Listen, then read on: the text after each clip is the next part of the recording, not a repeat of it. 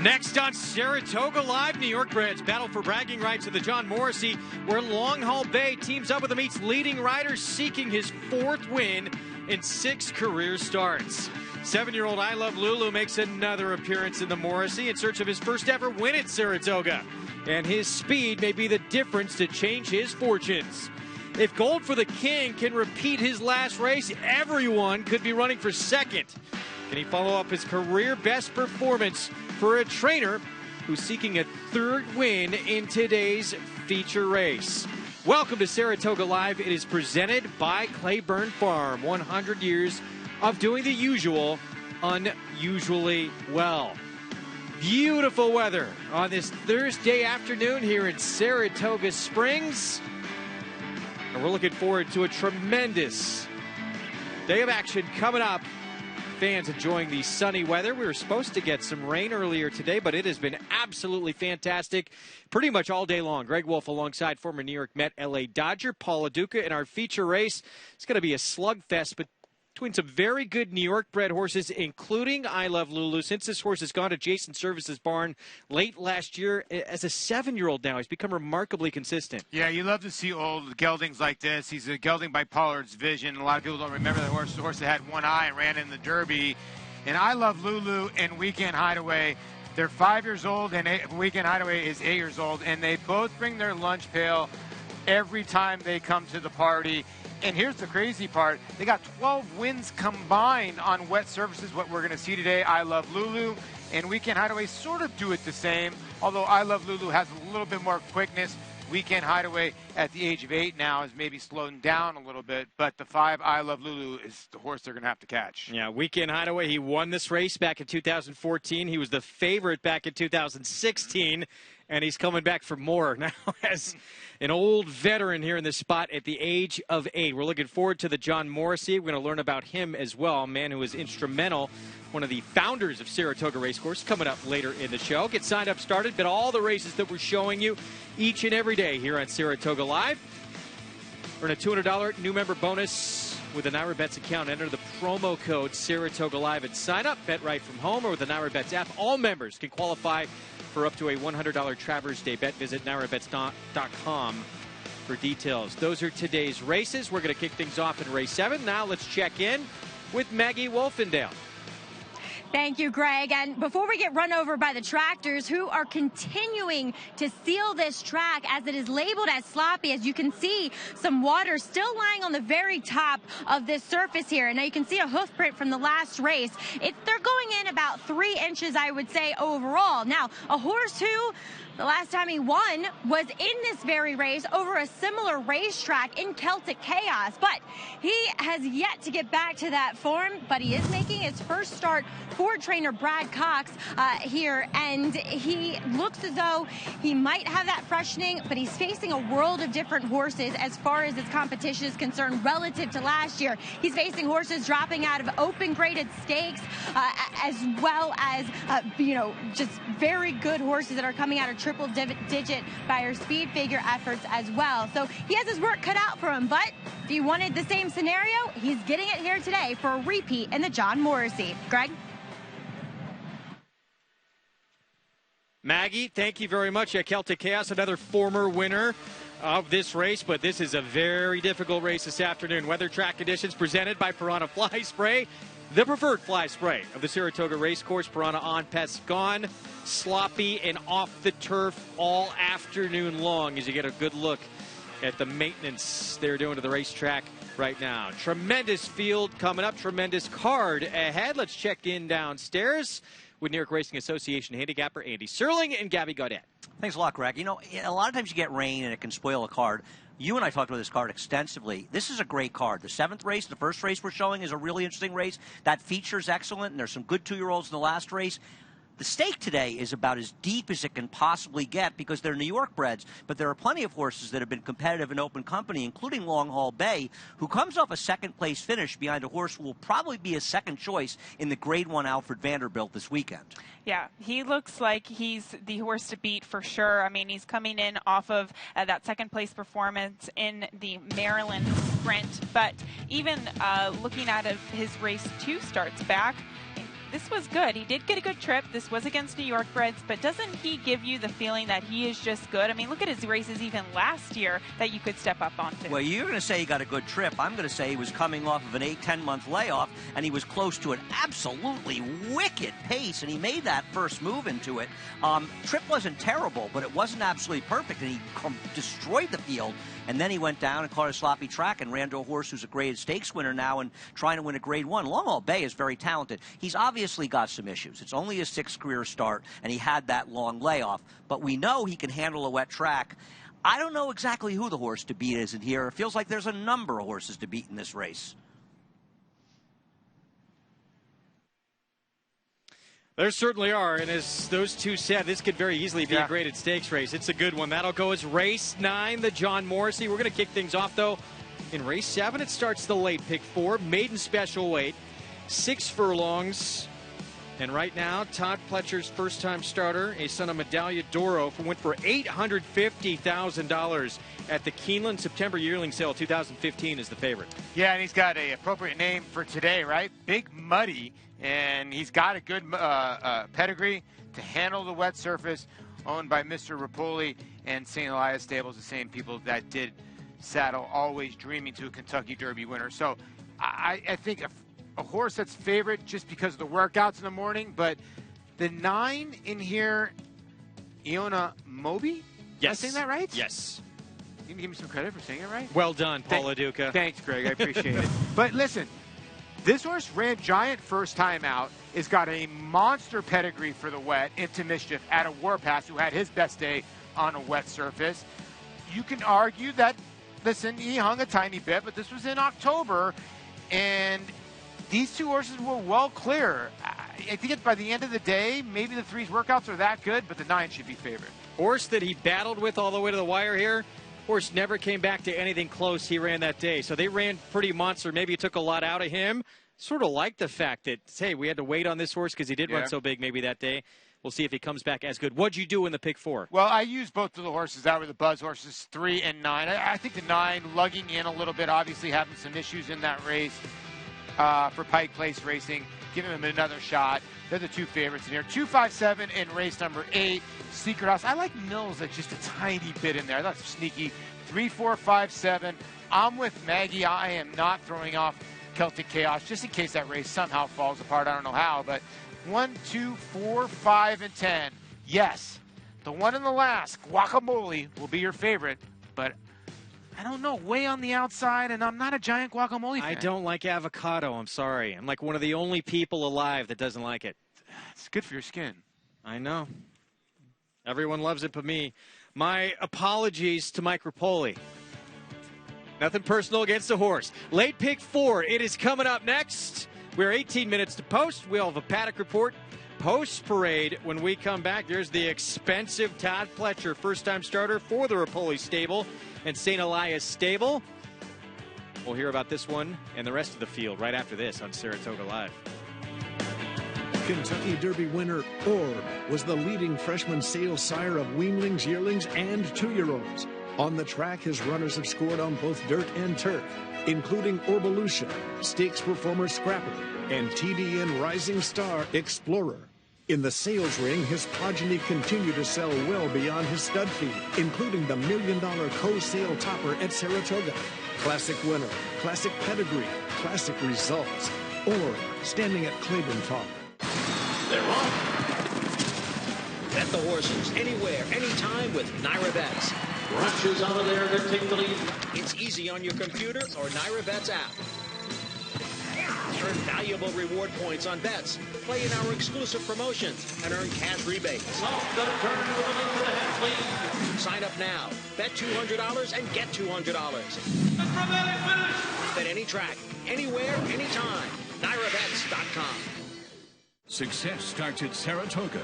The Saratoga Selected Yearling Sale has established a reputation for high quality and high performance. Recent graduates include Grade 1 winners Avenge, Bolt d'Oro, and Moonshine Memories, and 2017 Breeders' Cup champions Battle of Midway, Stormy Liberal, and Rushing Fall.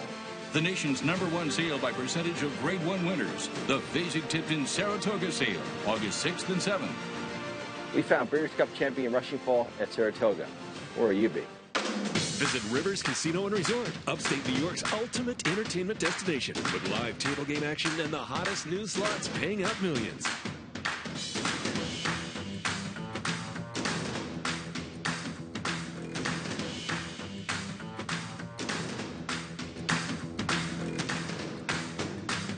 Book your luxury waterfront room or suite at upstate New York's premier resort, the Landing Hotel at Rivers Casino and Resort.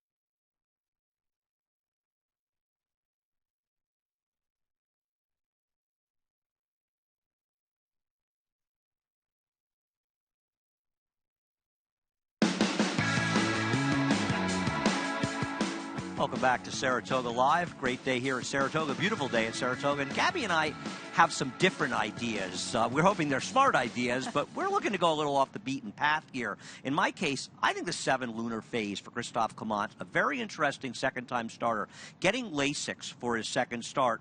And to the naked eye, a lot of people will say, well, he was 34-1 his debut, he flashed speed, and he tired to finish 7th.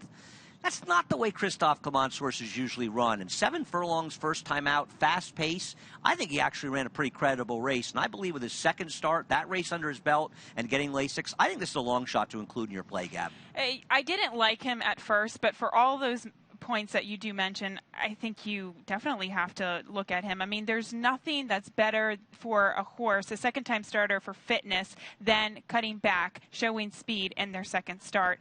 We'll see. I thought he was cold. He debuted with blinkers. I don't know how talented he really is, but look, he shows up here at Saratoga. I think he ran a lot better than people will give him credit for. Now, there's 3 firsters in here, and there's pedigrees abound, and obviously Todd Pletcher's Big Muddy's taking a lot of money right now. But, Gabby, you're interested in a horse for Brian Lynch, the 4 Into a Hot Spot, who's a first foal, but a very big price right now. Yes. Now, Brian Lynch sends out 2 horses, the 9 Iona Moby, who's taking some money, the horse who has experience. But I was more interested in the firster, the 4 Into a Hot Spot. Generally speaking, Brian Lynch's stats with these types of horses debuting, they're very good. And you alluded to the pedigree. He is by Into Mischief. You get that Indian Charlie influence on the bottom side. The mare was a dirt sprinter. This is her first racing foal, but I just thought had a very interesting pedigree given the track conditions today. I think there's a lot going on in this race, and maybe this 3 Big Muddy's the goods, but a 4-year-old first-time starter in July for $825,000, I'm not biting at a short price, Greg. All right, yeah, a lot of interesting storylines here in this 7th race to kick off this late pick 4. We want to remind everybody you can get involved in the Saratoga Showdown without risking any of your own money, and you're playing for real prizes like a grand prize of a 2019 Belmont Stakes ticket package. Visit NYRA.com/showdown. Place your mythical bets of the races we have on our show and watch your name climb that leaderboard. We'll have the top 10 later on at the end of the show. Time now for a paddock report for our 7th race to kick off the pick 4. Let's go to Maggie Wolfendale. It's brought to you by Hillendale Farm, now standing Curlin for $150,000. Thanks, Greg. And we'll take a look at the 2 first-time starters situated more towards the rail here, including your current favorite in number 3, Big Muddy, for trainer Todd Pletcher. And as Andy said, he is a 4-year-old first-time starter. So that's always a reason to, well, be a little cautious, I would say, overall. But also with that age comes that kind of physical fulfillment in that he is bigger, he is stronger than some of his 3-year-old foes in here. He's also extremely professional. He's solid. He has the appearance of a fast horse. He's not necessarily that sharp or keen here in the paddock, but like I said, looks as though there might be some natural speed with him, as we'll check in with the other first-time starter to his outside at number 4, Into a Hot Spot. Now, physically, he doesn't necessarily look like he should be that quick, but he's acting like he's fairly sharp. He's on the muscle. He was a little green, too. He's kind of screaming, oh, where am I kind of deal, but very nicely put together. He has some size to him. I'm kind of wondering, despite that pedigree, does he want a little more ground? But the dam herself, she was a good dirt sprinter. So maybe he is that bigger but yet fast type of runner. I like what I'm seeing from him, despite him being a big price right now at 14-1. But at 5-1, Brian Lynch's other horse is Iona Moby, another good-looking son of Into Mischief. I mean, they're just really well-balanced athletic types. And he comes in here, he's extremely fit, extremely focused. And I think kind of the ones that have run, he's a big player in here. And two, with that lugging in his debut where he should have gone by the eventual winner, maybe something happened, and hence the layoff, as we'll check in with another layoff runner in number 2, Fully Vested. This guy comes back as a 4-year-old after facing some very deep fields beforehand, and wow, what a difference gelding has made. This is really kind of the quintessential geld in that he was so bad, so obstreperous to get the tack on in his last 2 starts, and he was calm, he did not turn a hair, and it's also lightened him up a bit physically, which I can think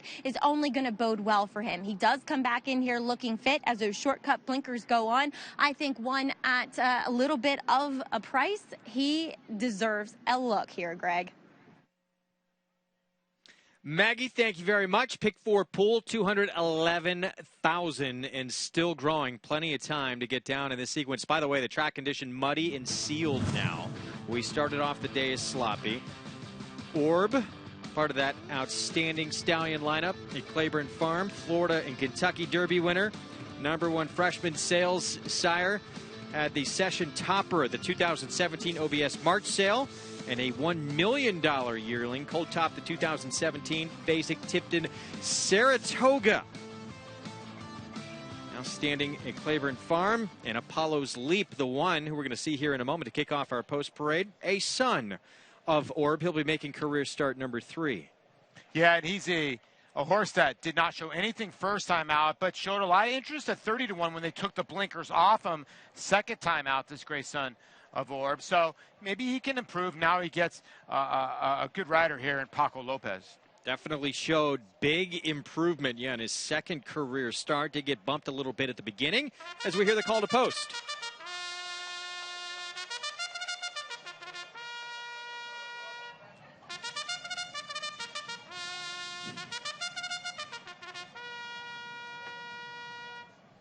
Sam the Bugler with the call to post. And here they come. We'll get a good look at these youngsters, starting off with the son of Orb. For trainer Phil Bauer, Paco Lopez will be in the irons. Has never been on an off track in the 2 prior starts, but seems to be bred okay for it. Apollo's Leap actually on paper ran respectably at Churchill Downs last time, but this field is much tougher. 13-1 on the 2016 Fasig Tipton August sale graduate. The 2 Fully Vested, blinkers on in a recent gelding. Making his 4th career start, has really shown some talent against tougher company, but he just seems like he's had a hard time staying on the track. The favorite for Todd Pletcher, big money in those Rapoli Stable Silks with John Velasquez. Extremely expensive yearling purchase. Has taken 3 years plus to get this horse to the racetrack, but right now taking a lot of money. First time starter for Brian Lynch into a hot spot with Luis Saez. Like the pedigree to perhaps handle the surface today, and comes in with an impressive work tap. Leinster's a 2017 Fasig Tipton May sale graduate for D. Wayne Lucas. D. Wayne Lucas looking for his 2nd win today. Does come off his best race yet, but he'll need to take another big step forward. Riverboat Gambler ran impressive first time out at Keeneland for Barbara Minshaw. Arguably steps up in class, but comes out of a very capable barn. Lunar Phase, the 7 we will see next. 11-1 on the board for Christophe Clement with Joel Rosario. My top choice getting Lasix for his 2nd start. I think his debut is better than it looks on paper. It showed speed first time out. The 8 Formula One, $1.7 million on a smart strike for Shug McGahee. Big price purchase there, and he is making his 2nd start off of a pretty lengthy layoff. Iona Moby, we showed you the debut at Keeneland, 2017 Fasig Tipton May sale graduate for Brian Lynch. The other Brian Lynch starter has speed and a good outside position, and the debut was solid last October. And a first-time starter on the outside, a 2016 Fasig Tipton October sale graduate, the Dustman for Ron Moquette. He's hoping to do what his mom did, which was win first time out at the Spa. Getting close to the start of the pick four coming up. 15-1 on Into a Hot Spot. One of two in the race for trainer Brian Lynch. Let's go to Maggie Wolfendale. And it's always fun to be joined by Brian Lynch. He always puts a smile on our faces here. And Lynchy, you do send out two sons of Into Mischief. Let's talk about the one that's run before, and that's Iona Moby in number 9. Promising debut, but now coming off of a layoff. What can we expect? How's he been training? Yeah, solid enough. Let's hope he duplicates his first race. He showed a lot of potential, so but he seems to be doing very, very well. And Into a Hot Spot, little colder on the board, I would say. Is that kind of indicating you'll need one? Yeah, he's very talented, but he might be a little short on a work or two, but I think he should run good too. Awesome. And also pleased to hear, to steal your quote that you just said to me, August 11th, good day to be a great day as you're sending out your 2 turf stars. Oscar Performance in the Arlington Million and Heart to Heart in the 4-star Dave. How have they been doing? And I mean, I'm looking forward to seeing them. Yeah, me too. Both seem to be really, we've given Heart to Heart plenty of time since the Shoemaker. He seems to have bounced back really nice. His works have been very solid. In fact, I worked both of them against each other there the other day, and Oscar Performance sat off Heart to Heart, and if you said to me that he was going to meet, they were going to finish head and head at the quarter pole, I'd say no way, but he did, so he's obviously doing very well himself. So, yeah, I think it's going to be a good day. Really looking forward to it. And Oscar handled the mile beautifully, but you're getting a little more ground. Obviously, he's handled a mile and a quarter in the past. Is it just because he's that talented, he can kind of handle any distance? Yeah, I think so. I mean, he showed the other day that he can really settle in the races, and he can take back. He's not as forwardly placed as he was as a 2-year-old. So, he's going to retire to stud next year. So I think it would look really good on his resume if we were lucky enough to, pull off the Arlington Million and Heart to Heart's just such a solid, consistent little hard knocker. Looking forward to having him in the 4-star Dave. Well, Lynchy, you have fans of both of those horses, coast to coast. Looking forward to them, and best of luck with your 2 runners here. Thanks, Maggie. All right, guys. Oscar Performance just sensational off the bench when we saw him at Belmont. He's going to be very fun to watch in his 4-year-old campaign. Yeah, he really is. He's talented as can be. And there you see the stat for Bryant Lynch, dirt sprint, maiden special weight for the first time, 3-year-olds and up for the last 5 years. 24%, it's good, and it's a pretty good sampling, 6 out of 25, and his other horse is taking all the money here, but Into a Hot Spot, he's got that breeding a little bit, and it's got that breeding to be fast early. Yeah, both his runners, sons of Into Mischief. 3-1, guys and gals downstairs on his other runner, though, Iona Moby.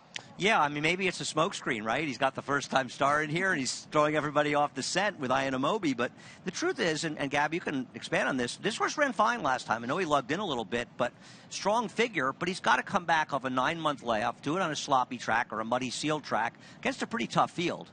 Yeah, exactly. The one thing that you don't really like to see is a horse lugging in as badly as he did coming down the stretch. Javier Castellano, who was aboard that day, really had to correct him several times. And then on top of that, the horse who beat him, Twin Farms, he gave him the opportunity to come back and beat him. I just don't like how Twin Farms has exited that race. He hasn't really run well at Churchill recently. Well, that's really reasonably fair. What's interesting is this horse is 3-1, and the number 2 Fully Vested is 6-1.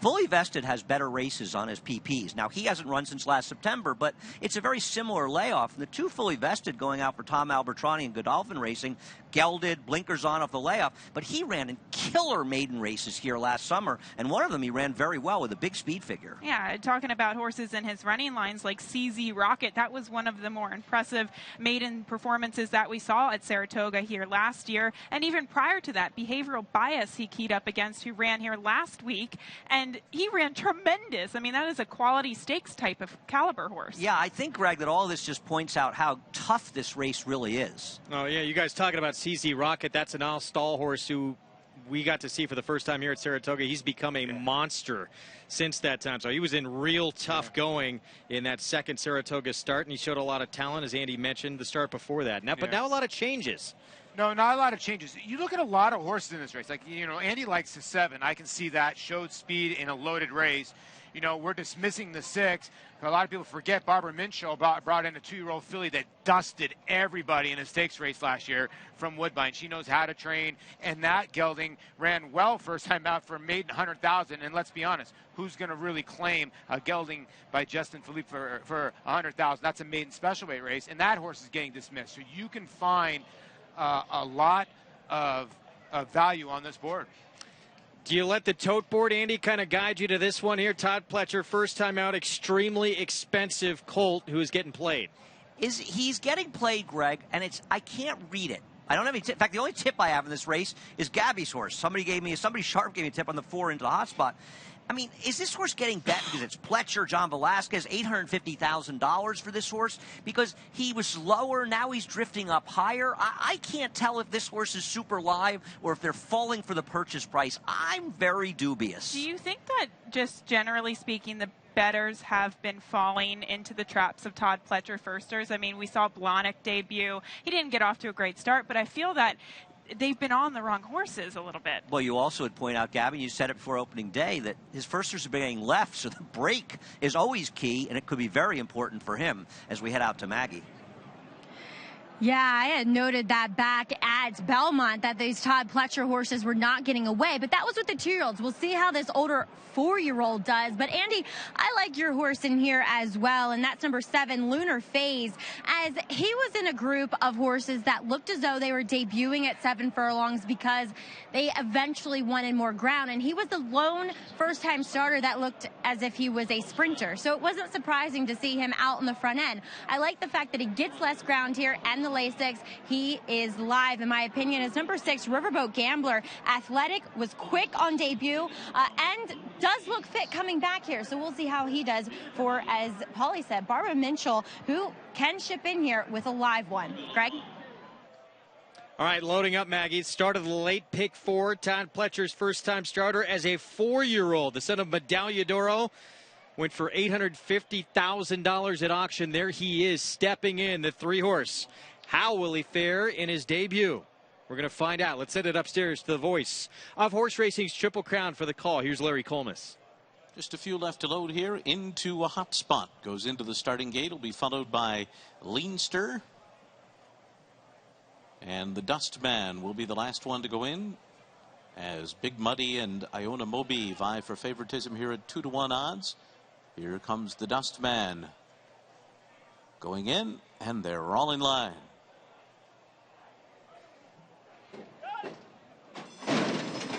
They're off. Big Muddy was very slow to start.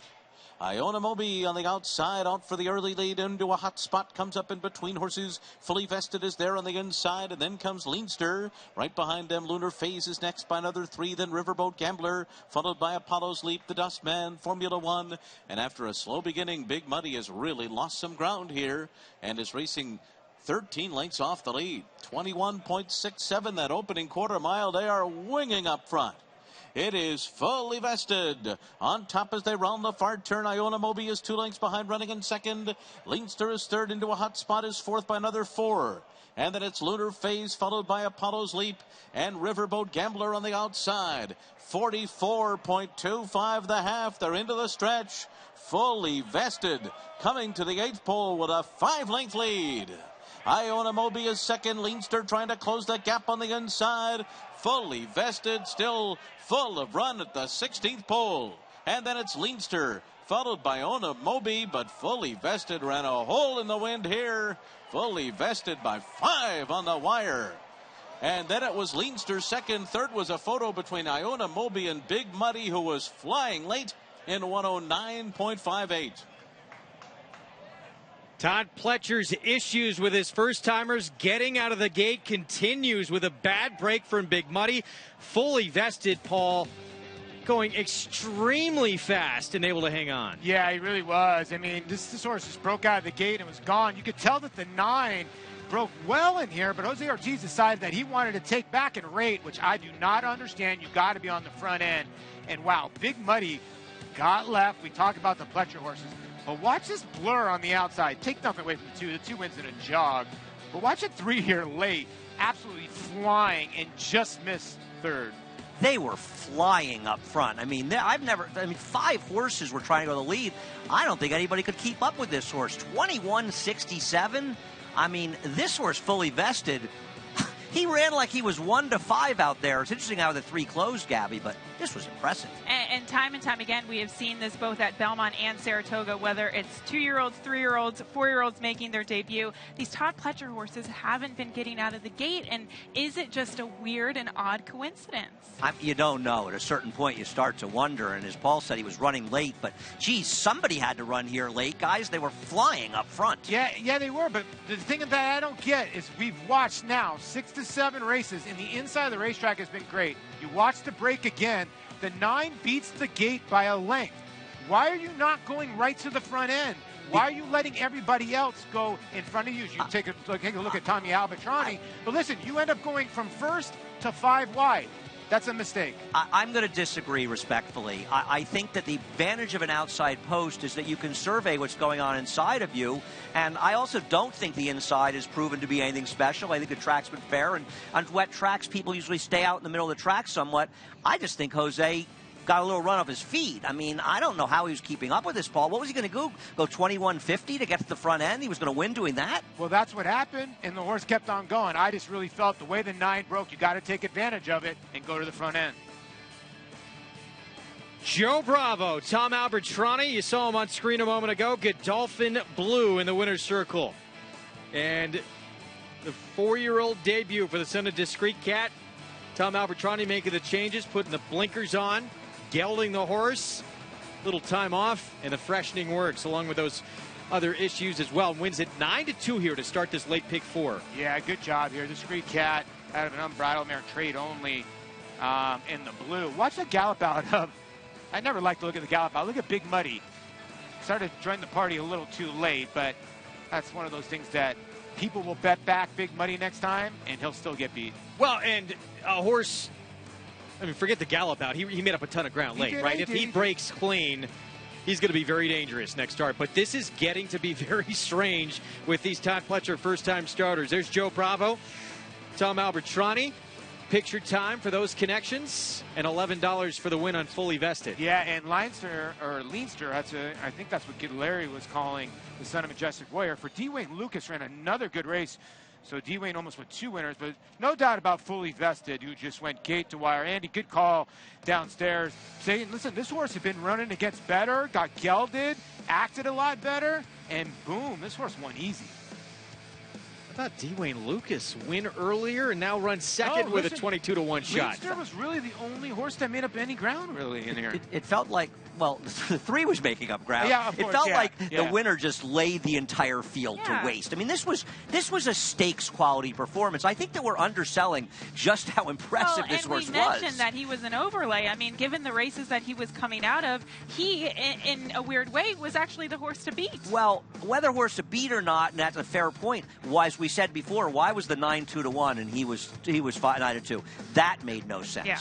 21-3 opening quarter, 44-1 to the half, and you would think off this long layoff, horse would be absolutely done and pack it in. Not the case. He kept on going, Fully Vested, extremely impressive to start off the late pick 4 here from Saratoga. We'll be back.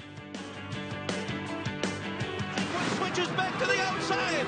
Exaggerator down to the 16th pole, but Exaggerator has turned the tables. He has won the Preakness. Phoenix has won the Travers over American Flag. Irish War Cry has won the Wood Memorial. Alice. Good Magic's gonna win his first race, and he's gonna do it in the Breeders' Cup Juvenile.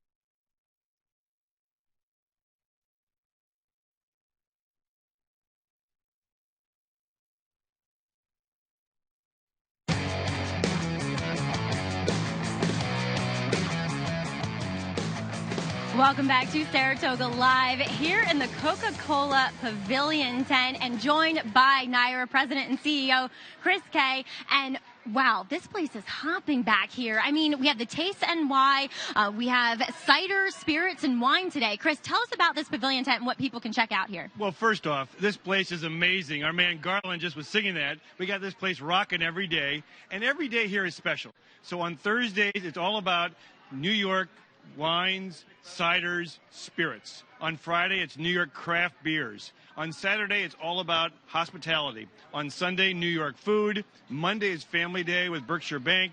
And Wednesdays are a variety of things that are so much fun. Every day is special here in the Coca-Cola Pavilion, and they are wonderful sponsors.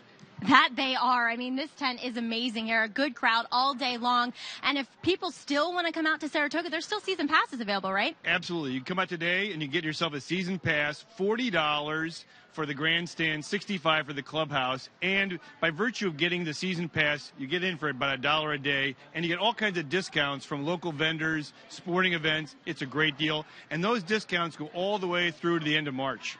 Wow, that really is amazing. And, I mean, you can just come out this coming weekend. Looks like, though, the weather's going to turn around for us for the Jim Dandy. Yes, indeed. We've had a few days of rain. It's going to be a beautiful weekend. The weathermen predicted rain. They're predicting a few days ago. Now they're predicting great weather. The Jim Dandy should be awesome, as well as the curling on Friday. Some great horses in both races. Well, looking forward to those ones possibly in the Travers as well, but looking forward to tasting some cider here. Cheers, Chris. Cheers to you, Maggie. Great 2018 Saratoga. You're awesome. Oh, just thank the you. way you are. So are you. Cheers. Cheers. Maggie Wolfendale better bring some of that cider up here. I'm telling you right now. Chris Kay says every day's special here at Saratoga. I would agree, but Thursday's a little extra special because that's the ciders, wines, and spirits. Each and every Thursday at that Coca-Cola Pavilion. Yeah, it's really cool. You got to go check it out. And Chris needs to bring more energy.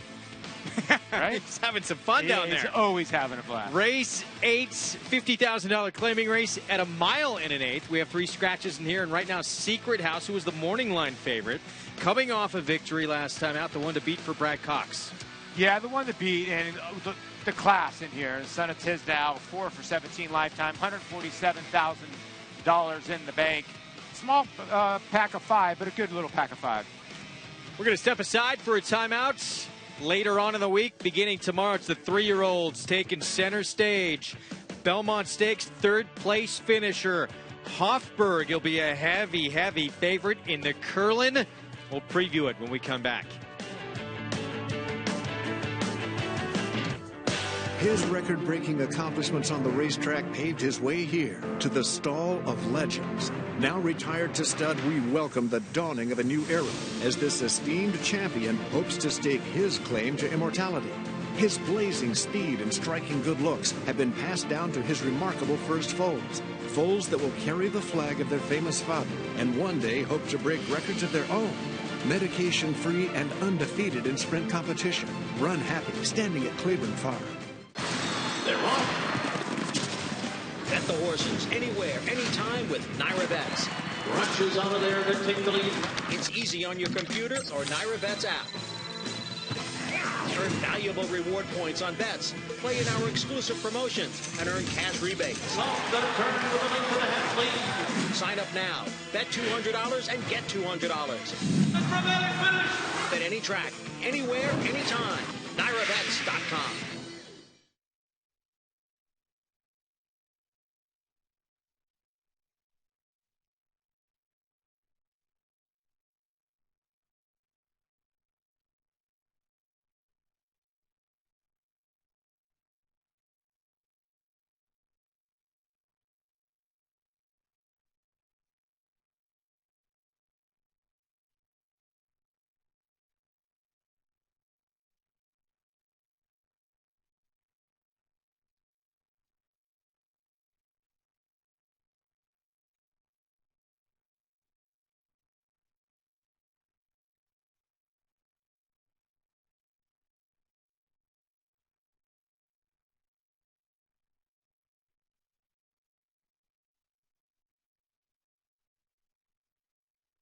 He came back very well. I mean, he felt good, and he's trained well since. It didn't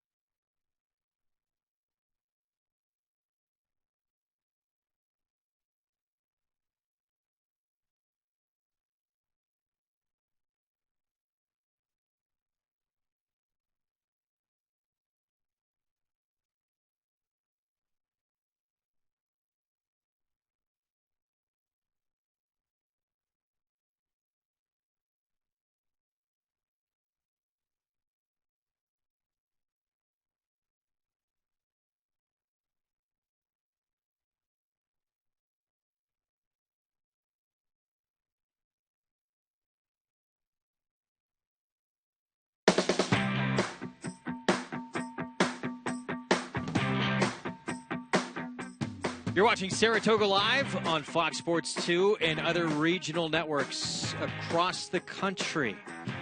Good to have you with us on a beautiful Thursday afternoon. One of the best, if not the best, starting gate crews in the country, but they still got to get their bets down. And when they do it with Naira Bets. Let's take a look at the field for Friday's curling. And Hofburg on the return for Hall of Fame trainer Bill Mott, opting not to go in the Jim Dandy to prep for the Travers. He instead will go on Friday, and he's going to be a very short price. Yeah, he'll be a very short price, only 6 lined up. And this is to give him a little bit of confidence. You know, he's only still got a maiden win and a second-place finish in the Florida Derby. Good account of himself in the Belmont when he ran a good third. He sort of re-rallied. The worry for him is a mile and an eighth too short for him. It might help him out with his kick, but he really does lay over this field. He ran in 2 of the 3 legs of the Triple Crown, including that third in the Belmont. Here is his trainer, Bill Mott, on how he's done since then. He came back very well. I mean, he felt good, and he's trained well since. It didn't look like the Belmont or the Derby or the Florida Derby set him back, and it seems like he's improved a little since each race. Okay. And I think he's come along very nicely. He's obviously more, you know, they become more professional and more seasoned and more, you know, toughened after each race. So, you know, the experience is good, and as long as they stay healthy and sound is the main thing, which we've been very lucky with him. Well, we have a standout in the curling on Friday, and it looks like we have a standout as well in the Jim Dandy, the horse who finished right behind Hofburg in the Belmont Stakes.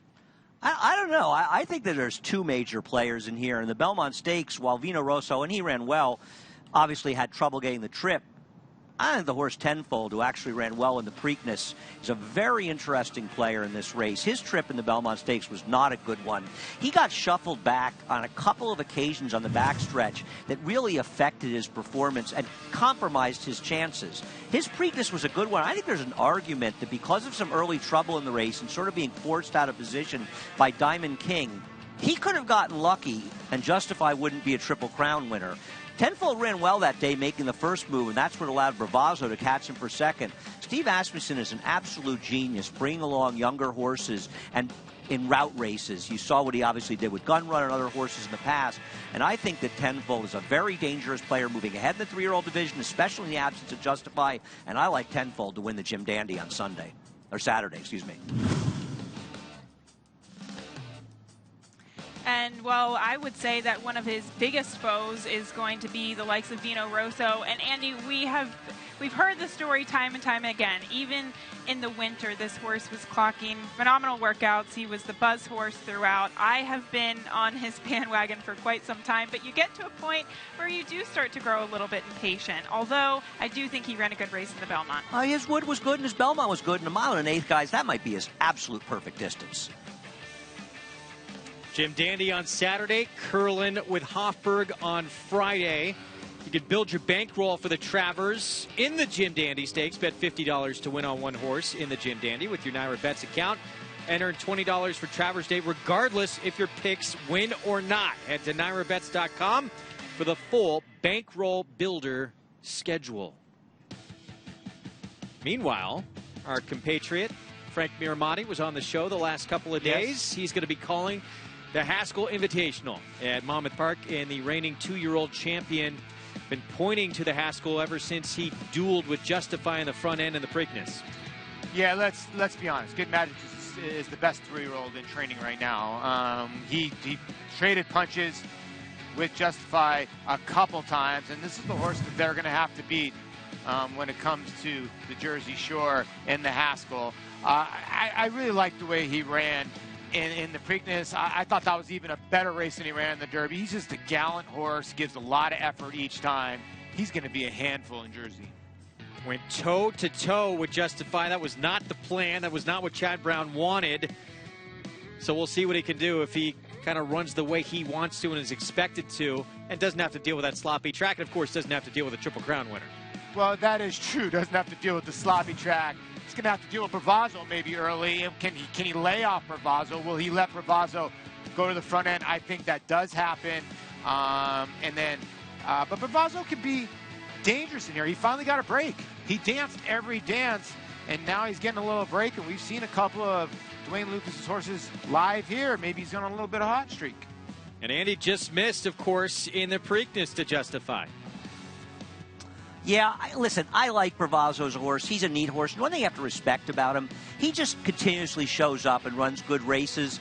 I don't see him beating Good Magic, though. Well, the thing about it, talking to Dwayne Lucas before the Belmont, he said if he was going to beat Justify, it was going to be in the Preakness. So you wonder the confidence levels for Dwayne in the second half of the season for this horse. Well, one thing about Wayne, he's never been a man that lacked a lot of confidence. I mean, his confidence is the name of the game, and when you win the kind of races he has over such a long career, there's a reason to be confident. And Bravazzo's a nice, honest horse, but he got second in that Preakness because of a lot of factors. He did not run a better race than Good Magic.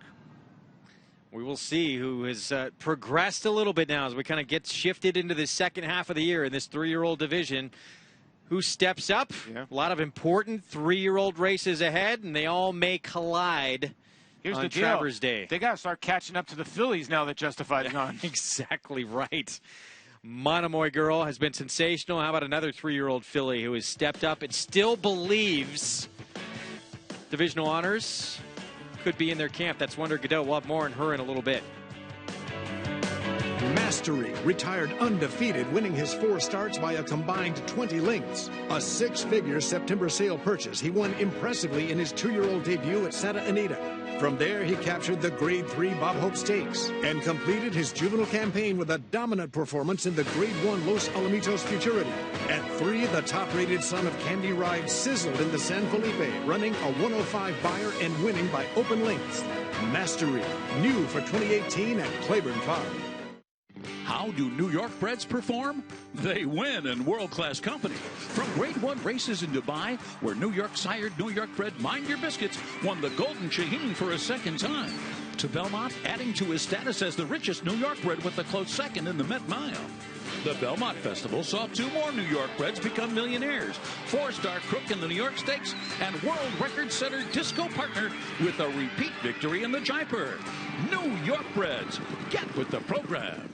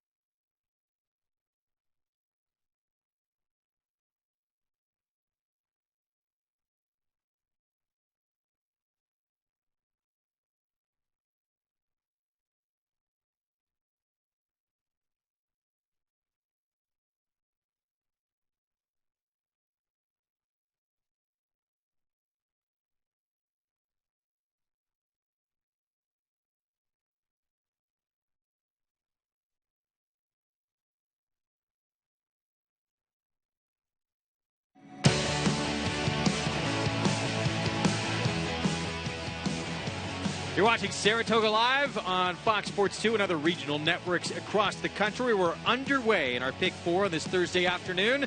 Race 8 is next. 1 1/8, the $50,000 claiming race. Track has been upgraded to muddy and sealed. Of course, we're off the turf all afternoon long. 4 to 5 favorite in the 2 Secret House coming up. Let's go downstairs for a paddock report with Maggie Wolfendale. It's brought to you by Hillendale Farm, now standing Bayern for $15,000. And checking in with that big favorite right now at 4 to 5 is number 2 Secret House here for trainer Brad Cox, who is enjoying a very nice start to his Saratoga meeting. And look, Secret House looks like the horse to beat here. Not only is he naturally a big, good-looking horse, he is very well defined. He's very focused here in the paddock, and he really looks like a 1 1/8 type of runner.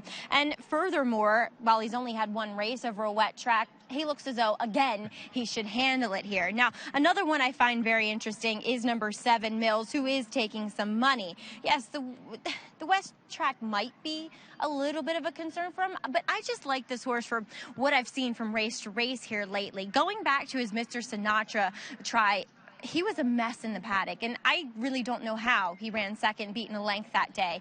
Then he comes off a little bit of a freshening and goes into a ridiculous spot in the Brooklyn. Then he goes back to the turf, which I guess he just doesn't really like that much, but he looks so much better in the paddock relative to his other starts. And today it's the same thing, but he's in a spot where he can win. And I think he's very dangerous. And he, as always, is equipped with his extension blinker covering his right eye. So nothing new there with Mills. He always wears that piece of equipment. Greg?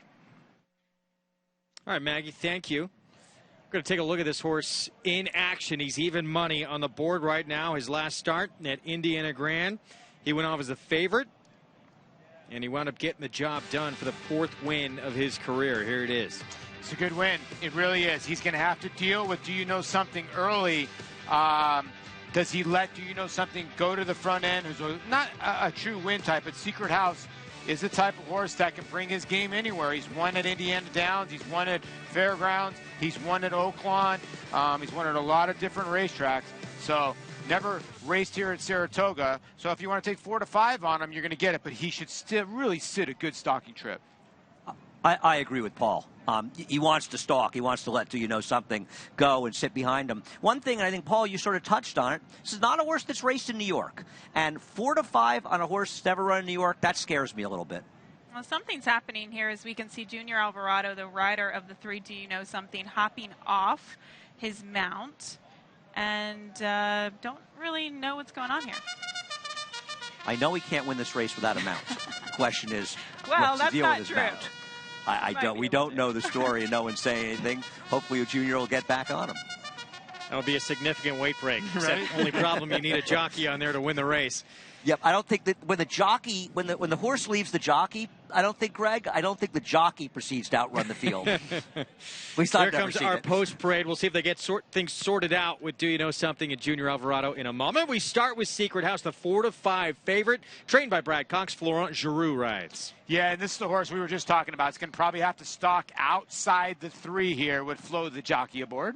And we've just been told the 3, Do You Know Something, getting blinkers put on. So we go to the 4 here. Battle Midway off the claim for Gary Contessa, comes off a win. Launched from way, way out of it last time. And, you know, that was a good effort. Been claimed 2 times in a row, but needs some pace up front. G-Zap comes in from a race at Parks in which he won impressively for trainer Robert Reed. He's going to be hoping for them to be cooking on the front end as he is one to make that late close coming off a victory last out. A quick look at those blinkers being put on. The son of Awesome again. Here's the 5. Here's G-Zap, Kendrick Carmouche. Just mentioned there, he's going to be hoping for a hot pace in front of him, but he is coming off of a victory last out. 7 horse, Mills for trainer David Donk, turf to dirt, and shortens up.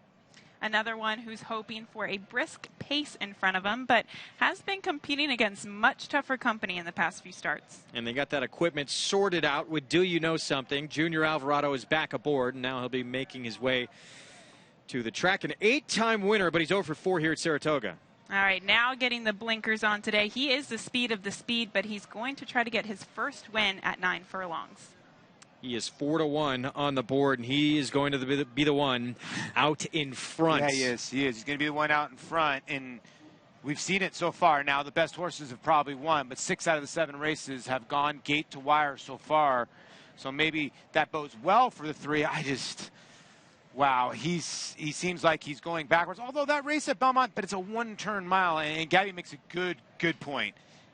He has never done it at 9 furlongs, a mile and 8. That's going to be the key part about it. 0 for 10. Yeah, that is a striking number in his running lines for the 3 horse. As we get a look here again at the 4 to 5 favorite, Secret House. And he'll be trying a mile and an 1/8 for the very first time. Yeah, and I think he can handle it. He's got a sloppy win in Indiana that's just monstrous when he won by 13. I know he was 4 to 5, but still, when you win by 13, you're taking care of business. They dropped him. He took care of business. Relatively to the rest of the field, the 2 and 3 are in very good form, you know? I mean, actually, they all are. I mean, the 4 and the 5 are coming off wins, but the problem with the 4 and 5, they need a pace in front of them. You could play this race in all the races we show you each and every day. A $200 bonus as well can be yours to bet any track, anywhere, anytime by opening up an NyraBets account. Getting started is easy. Be sure to enter the promo code Saratoga Live to earn that $200 bonus. Visit NyraBets.com for details. You and I were talking off camera, Paul LaDuca, and we thought there was a sneaky runner here in this spot, and that is the 7-horse Mills for David Donk. He's an interesting horse. He really is. I followed his career. He's 8 now. This horse used to be a closing turf sprinter. Now he's running 1.5-mile dirt races, 1.25-mile turf races. Can he stay intact with the field with David Donk here? That's the worry. I mean, he needs some pace up in front. But maybe if they bunch up early, he can try to outfinish these horses. I just don't know. I mean, 5-2, a little low. I like Mills. You know, maybe I'm just a sucker for the old pro, but I'm a fan of Mills. I think that he's not so slow that he can't sit close enough, and you know, I don't like Do You Know Something at all. If he wins this race, I'm going to lose. Now, maybe he is the right horse if you're against Secret House, but I think there's some question marks, and I'm going to give the old pro Mills, even though he's a little camera shy with just the 6 career wins. Gabby, I like this horse. 5-2 is borderline, though. Paul's not wrong about that. Yeah, I don't mind. I mean, he is making his his 6th start in his 8-year-old season. Yes, he has been facing tougher this year, but you almost wonder, given his last 2 performances, if his form is starting to deteriorate. The one thing that I don't like is that the speed that you alluded to that he used to have, he has not been showing lately this year. I'm going to slightly disagree. I'm not going to go based on his Brooklyn and say his form's fallen apart, because he subsequently ran an 87 Beyer, finishing 7th, beaten just 2 lengths of the turf. Now, I understand turf fields can bunch the wire, and it wasn't a brilliant effort, but at least it was good enough, Gabby, to suggest he can still run a little bit. I think his last race suggests the race 2 back was an aberration. 7th out of 8 starters on the turf. But he was beaten 2 lengths. It's not as though he was terrible. Based on his race 2 back, he would have run much more poorly. I just think he can win this race, and I don't think there are a lot of alternatives to the favorite. To me, he's the best one. Well, I think, Gabby, the point she was trying to make, too, is it just he used to sit closer to the pace, and he's nowhere near the pace anymore. That's fair. That's absolutely fair. And usually that's a sign of a horse that is tailing off. Yeah, the other part about this now, they did claim the horse for 40 and have put him over his head a tiny bit. As you're looking at the 4 Battle Midway, the gray in here, usually they say bet the gray on a rainy day. We'll see. Battle Midway. He's off the claim for Gary Contessa. He's on the board at 7-1. Race 8 coming up next here on Saratoga Live.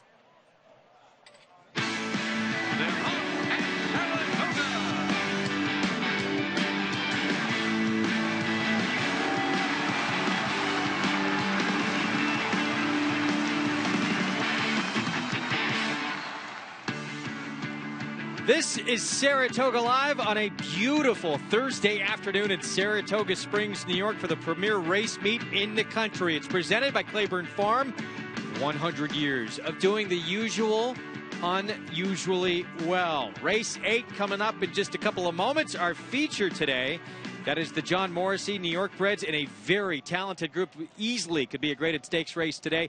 Greg Wolf alongside former New York Met, LA Dodger, Paul LaDuca, and we're in for a treat in that 9th race coming up. No, we are. It's basically a stakes race, but you could grade it as much as you want. There's some talented runners in there, and I would think when you start going through the PPs, you look at like Long Haul Bay and Goal for the King, the 3 and the 7 there. They'll probably fight for favoritism with the 5. I Love Lulu. It's going to be a very interesting race how it plays out early and late. Right now, it's the 8th race coming up. For those just joining us, $50,000 claiming event at 1 1/8 miles. And that is G-Zap we're looking at. A horse coming in off a win at Parks for More on the son of Ghost Zapper. Let's go to Maggie Wolfendale. And Greg, it's been quite a long time since G-Zap has run for a tag. He did so in his debut, in which he won. And since then, he's been protected. But coming off the back of finally getting through that A other than condition, his connections are being realistic. Now, he has yet to go 1 1/8 miles on the main track, but you see that he's tried some pretty long distance turf races. So thinking that his connections want more ground for him and thinking that's better, he finally gets to go 9 furlongs here overall. So while I didn't love him in the paddock, he was just kind of very quiet and meek acting. Kendrick Carmouche said, "Oi, wake up a little bit." Gave him a pretty, not vigorous warm-up, but just a constantly moving away from the pony. And he did. He's moving brilliantly out here, which I like to see. So we'll see how he does. He has yet to step foot on a wet track, but the way he moved in the warm-up suggests to me that he'll be A-okay here, Greg. Meanwhile, we talked about this earlier. If you're just tuning into the show, Paul LaDuca has pointed out being in front has been the place to be today, and that's where the 3 Do You Know Something is going to be in this race. Yeah, the worry is he good enough? And he does have some good races here at Saratoga. No wins, but does have a second, couple thirds. He will be in front, but not without constant pressure from the 2 in here.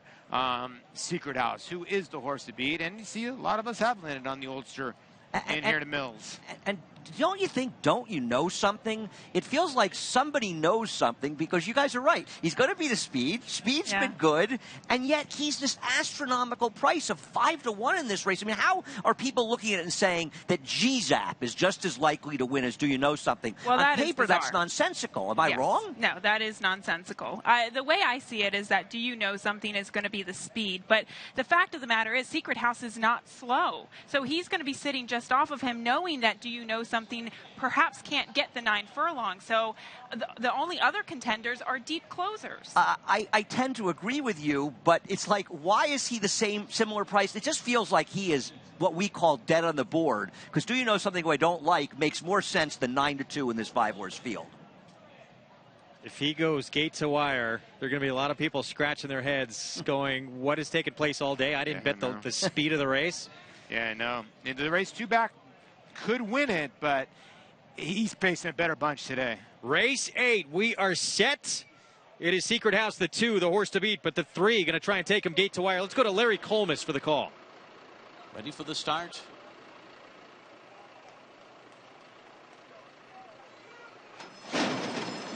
They're off. Secret House sent out of there by Florent Giroux, and Junior Alvarado wants speed from Do You Know Something. No surprises here that these 2 will vie for early command going into that first turn. Mills is 5 lengths off of them already, and then it's Battle Midway, and the early trailer is G-Zap, who has given them a 10-length head start as the top 2 go on with it, and Do You Know Something's going to get away from Secret House here.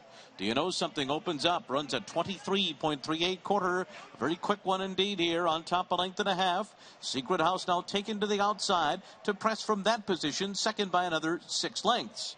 And then it's Mills running along in third up the backstretch, clear from G-Zap, who's into fourth. Battle Midway trails the field. It is Do You Know Something in front, pressed hard by Secret House on the outside, a length behind.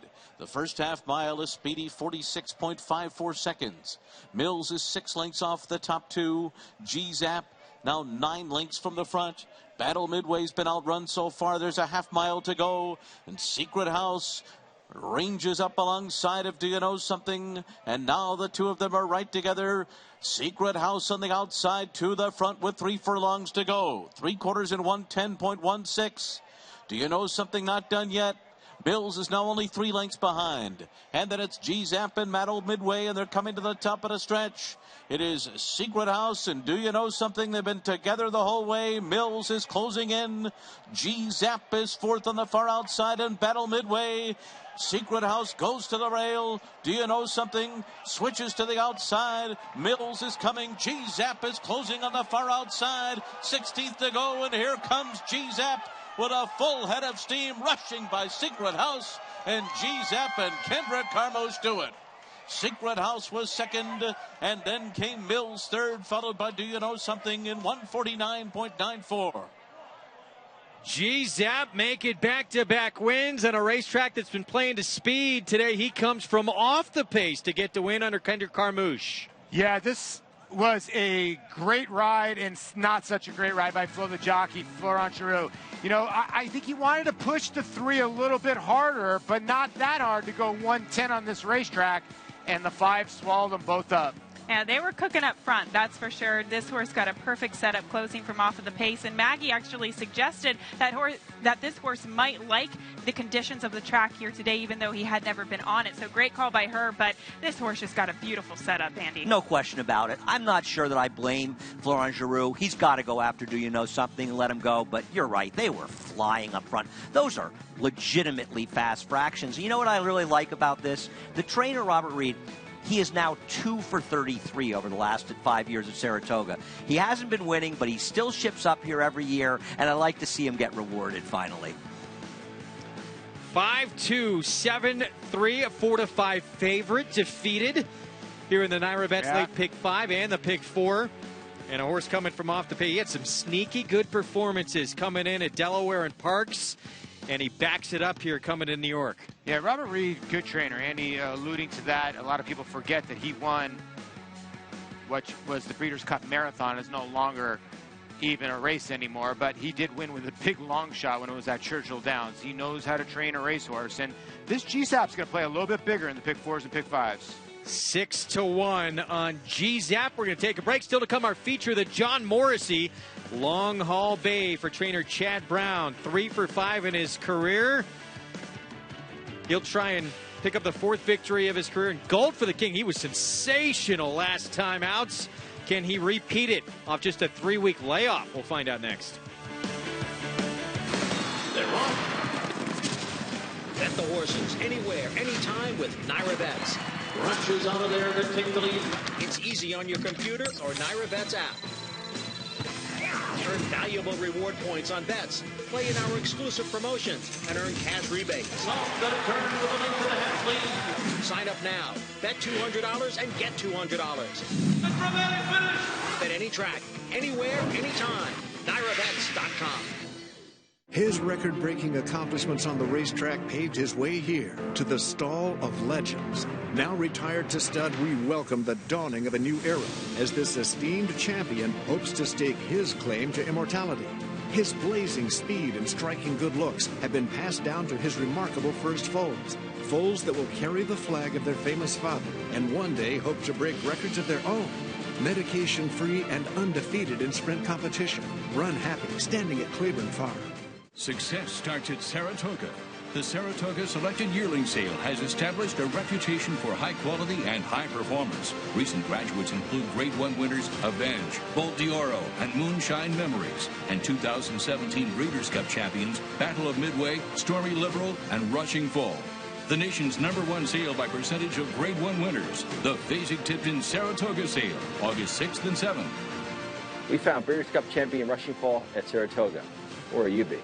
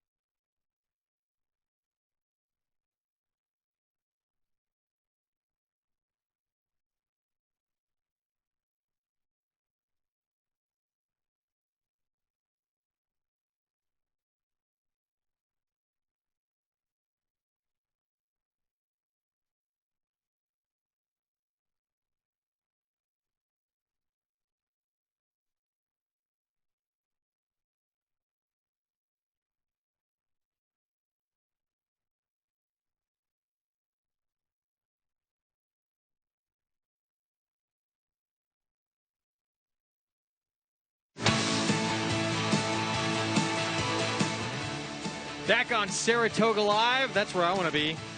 Pies on Wheels.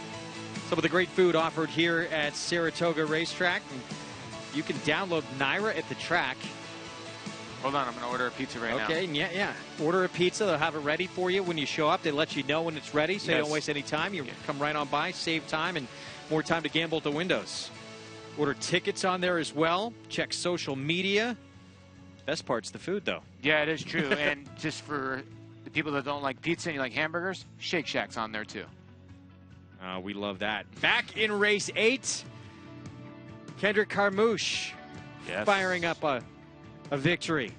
Yeah, congratulations to Cassius King LLC here, Kendrick Carmouche and Butch Reed, a son of Ghost Sapper, the Trippy Mare, Aroma de Mure, and now 4 for 11 lifetime. And that pick 3 is $137 when you basically had your favorite to start, the Naira late pick 5. So good fortunes if you're still alive. You got 2 legs left, but you're you're on your way. Little Cajun flavor in the winner's circle. Kendrick Carmouche, your winning rider. He's with Maggie Wolfendale. That's my favorite flavor as well, Greg. As Kendrick Carmouche, helmetless. I like the do, Kendrick, but GZAP here. You rode him last time at Parks, and I watched you warm him up. You had some real intent on your mind. I think watching him warm up, it spoke of your confidence in him. Yeah, I had a lot of confidence last time. Whenever I rode him, I got up at Parks and won the last couple of jumps with him. You know, today was the thing. I just wanted to jog him a lot in the post-parade because the track is nice and sealed. I just want to save as much ground as I can till I get to the quarter pole, and he always kicked from the quarter pole home, and as you can see, I made it to the horse circle first. Seems as though he's a smart horse, and he only does his running in the last quarter mile. That's very good. We all need horses that run the last quarter of a mile, make our job a lot easier. That's true, and also kind of winning for your home team, if you will, with Butch Reed, Cash is King, and always sneaking down on the dark days in New York to ride at Parks. Yeah, I take a little Parks people to come get me off the night yesterday. Richard Vega, thank you very much. And, you know, we got Butcher Reed today to back me up from Parks. You know, it was a little slow at the beginning. I got a couple bad head bobs, which is fine. That's part of the game, you know. But I'm going to turn it around, turn them into wins, and go from there. Keep faith in God. We're going to be okay. Something else you might win. Jockey Karaoke coming up this Monday. Kendrick, you always put on a good show. Yeah, you have to. You only live once. That's the truth. Love watching you out there. Love talking to you, Kendrick. Congrats. Thank you, man. All right, Greg, I know you love Kendrick as well. Kendrick, over 3,000 wins in his career. We know how dangerous he is on the lead, but proven he can do it from anywhere on a racetrack. And he was sensational at Jockey Karaoke last year. I cannot wait to see what he does Monday night. He told me he had something under his sleeve. In my feelings, yeah, maybe? It might be Kiki. It might be. Kendrick, he's got the right initials for it. Okay, true. Gets the job done with GZAP at 6-1 as we take a look at the Naira Bets late pick 5 follow along, 128,000 in the pool, and a couple of double-digit numbers there. Yeah, and here, listen, a lot of people, let's be honest, do not like the single in the beginning of sequences. So that 480 is going to play a little more fully vested. I think he's going to play a little more. I think GZAP. Like I said, this is going to overpay a little bit, but he's still got 2 difficult races left, including our feature race, the John Morrissey. Want to remind everyone, get involved in this Naira Bets late pick 5. It overpays astronomically. We say it time and time again, but it's become the best bet in racing, and the only way to play it outside the state of New York with Naira Bets. John Morrissey, it's our feature, Irish-American bare-knuckle boxer, former professional gambler. In the 1860s and 70s, became a Democratic state senator and a U.S. congressman. He was backed by Tammany Hall, developed a rivalry with Bill the Butcher, who was played by Daniel Day-Lewis in Gangs in New York, helped create Saratoga with the help of William Travers, John Hunter, and Leonard Jerome. You did not want to meet this man in a dark alley. No, you did not.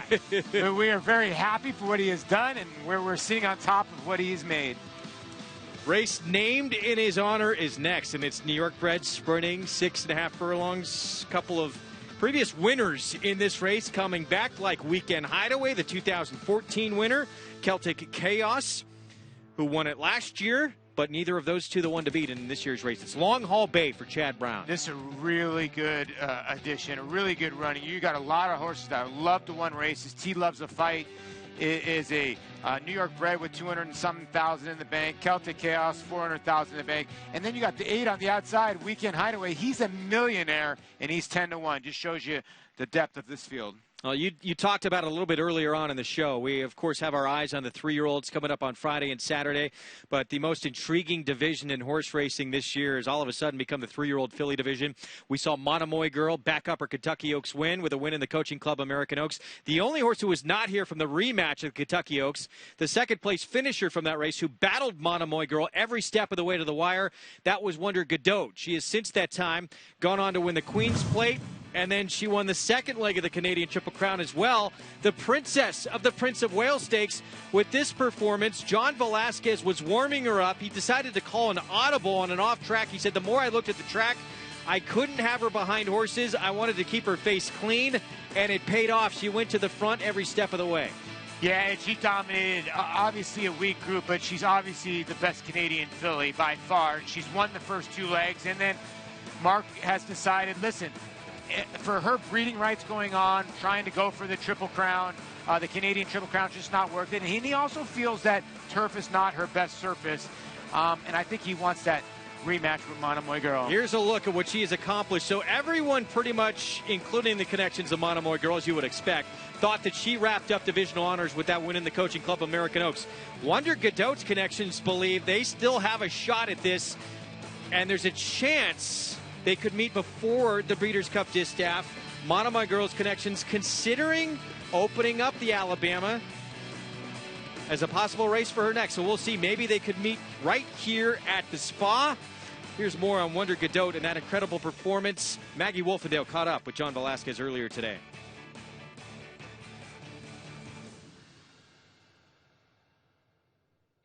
Here with Johnny V. And Johnny, talking a little about Wonder Godot this past week, she won the Prince of Wales Stakes over a very muddy, sloppy track.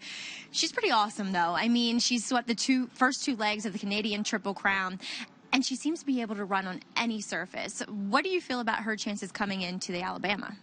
Well, last two races have been very impressive since the Brinkers on, so hopefully she can put that together the way she's done in the last two races in Canada and do the same thing here in Saratoga. And how do you feel about the mile and a quarter for her? Obviously, she ran a mile and a quarter, so it was no problem against the cold, so I don't see why not. Well, and I love the confidence of the connection. They want another shot at Monomoy Girl. They want to see her in the Alabama. Of course, that third and final leg of the Canadian Triple Crown, the Breeder Stakes, not totally ruled out, but it seems like the Alabama has been the target for this horse, and they know she loves a mile and a quarter. Yeah, that is the truth. And, you know, when we talked to Mark before the Queens played about Wonder Godot, we were both thinking, myself and Andy downstairs, like, is this too much going on for this horse? And first thing he said to us, Paul, she thrives on racing. She loves it. And another good point, since they put blinkers on her, she's 2 for 2 now, and maybe that's changed her around a little bit. They may do battle again, the 1-2 finishers from the Kentucky Oaks. Could we see them both in the Alabama? It is a possibility. Javier Castellano has been the hottest jockey on the grounds through the first week and a couple days of the meets. We'll get a closer look at the 4-time Eclipse Award winning rider when we come back on Sarah. An undefeated graded stakes winner on the track, Algorithms was the nation's #1 sire of 2-year-olds in 2017 by percentage of winners. His top runners include multiple graded stakes performer Rich Mommy, winner of the Grade 3 Sugar Swirl, multiple stakes winner and graded stakes performer Recruiting Ready, and stakes winners He Hate Me and Sunset Ridge. In the ring, his yearlings have commanded prices up to $220,000. Algorithms, standing at Claiborne Farm. They're off.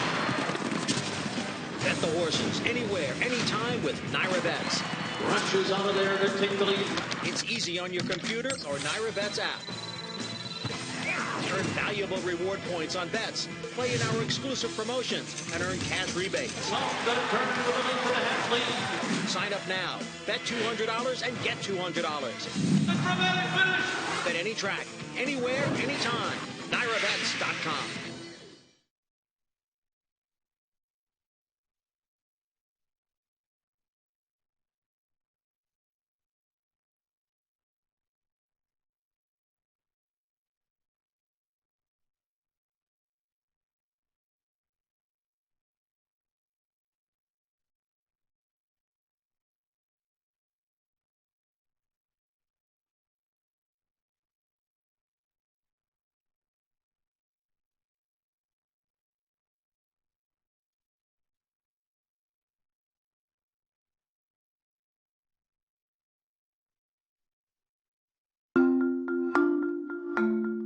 I'm Javier Castellano.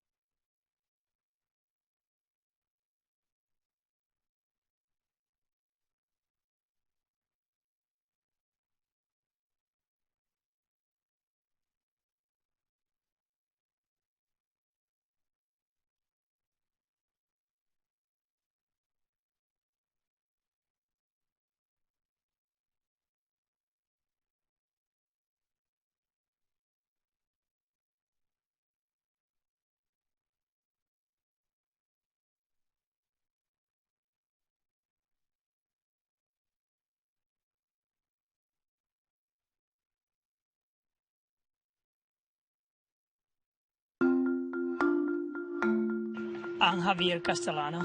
Roses apart, cloud computing. So it is Javier Castellano getting the Preakness. I'm a jockey.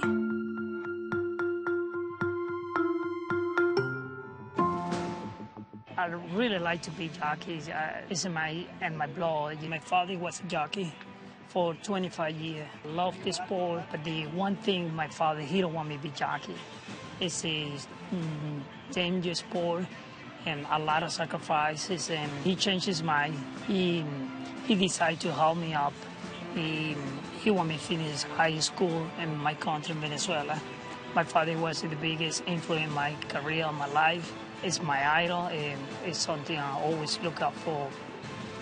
One of my biggest wins in my career could be Gossaper, 2004. He won the British Cup Classic. And Gossaper is pulling away impressively. And a pumped-up Javier Castellano. They have soundly defeated Roses in May. This was a no doubt about it winner. He put me in the map. He put me basically another level. And very successful, win 4 Clis Awards back-to-back. I think it's pretty amazing.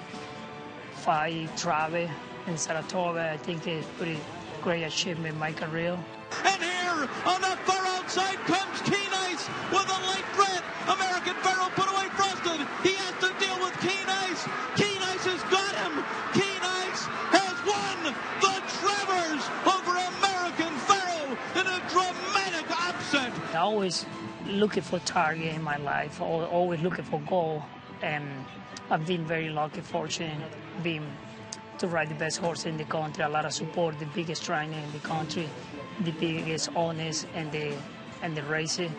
And I've been very fortunate, you know. I've been working hard for many years for try to enjoy this moment right now. To be inducted to the Hall of Fame, I mean, it's great. I mean, it's something any athlete and any sport is looking for that big level, you know. Thought, you know, and soon or later it's gonna come, but I didn't expect it that quick.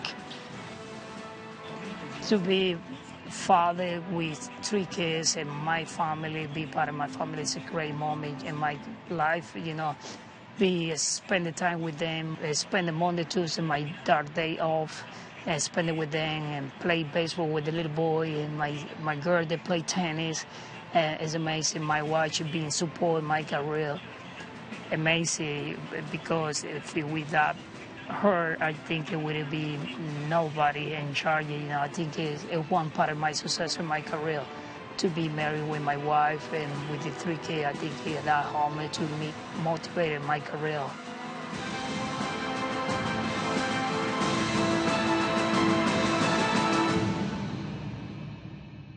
Javier Castellano, he is a true professional, and he had a run of 4 consecutive Eclipse Awards as outstanding jockey.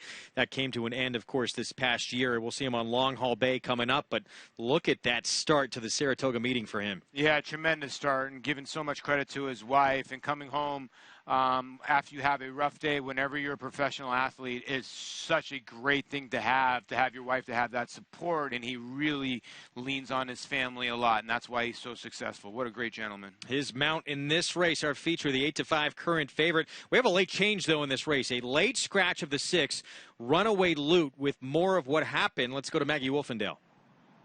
Yeah, unfortunately, Runaway Loot, a late scratch here, Greg, as just when you thought or think a horse is kind of mentally putting it all together, they go and prove you wrong, as he had been a lot more calm and he was behaving, but when they went to do the overgirth up, he just went up and fell over on his side, and that usually results in an automatic scratch, as the veterinarians and stewards erring on the side of caution in protecting the horse in Runaway Loot. So hopefully we can see him maybe later on in the meet here for Gary Contessa, who will still send out number 1, Mighty Zealous. Greg?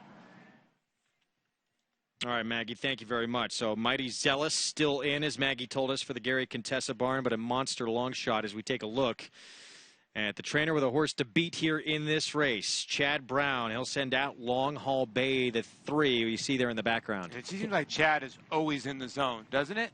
He's always in that look. And listen, I think he has the horse to beat. Switzerland has turned into a different type. He was very, very good in the time before that. He might have been didn't have enough seasoning and got like maybe a no chance slot when he had to go to the Woody Stevens. But listen, this horse won a grade 3 in his second start, so he has ability.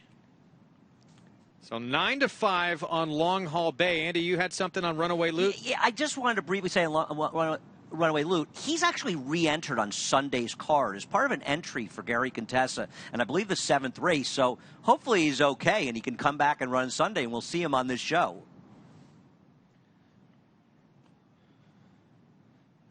I just wanted to point out about Runaway Loot that he's re-entered on Sunday's card, and you know, so he can run back on Sunday, assuming he's okay, and we presume he is.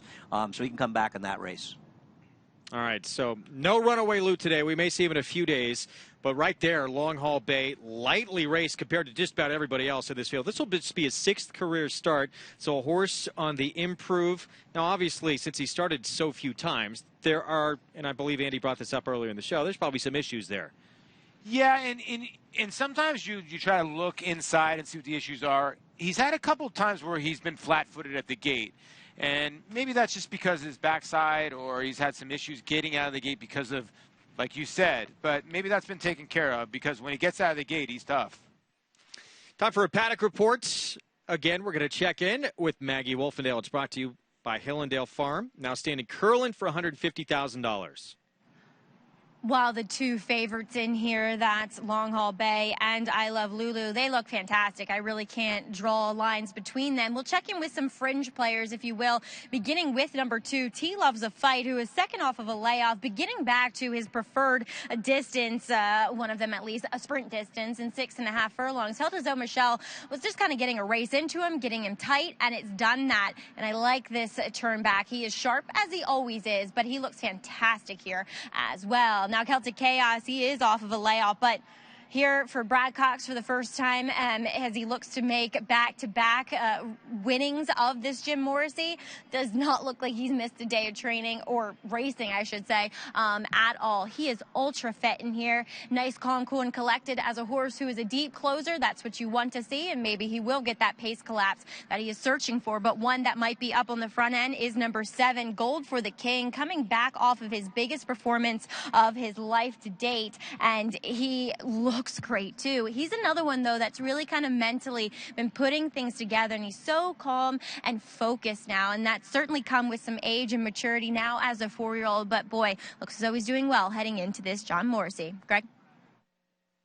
We have a lot of returning faces in this race, but in terms of this race, Gold for the King is a new face, but he's certainly faced a few of these before, including Celtic Chaos, including I Love Lulu, including T Loves a Fight. And yeah, that is the big question mark with the 7 here. He ran so big last time out. Now he returns in 3 weeks. Does that performance take something out of him?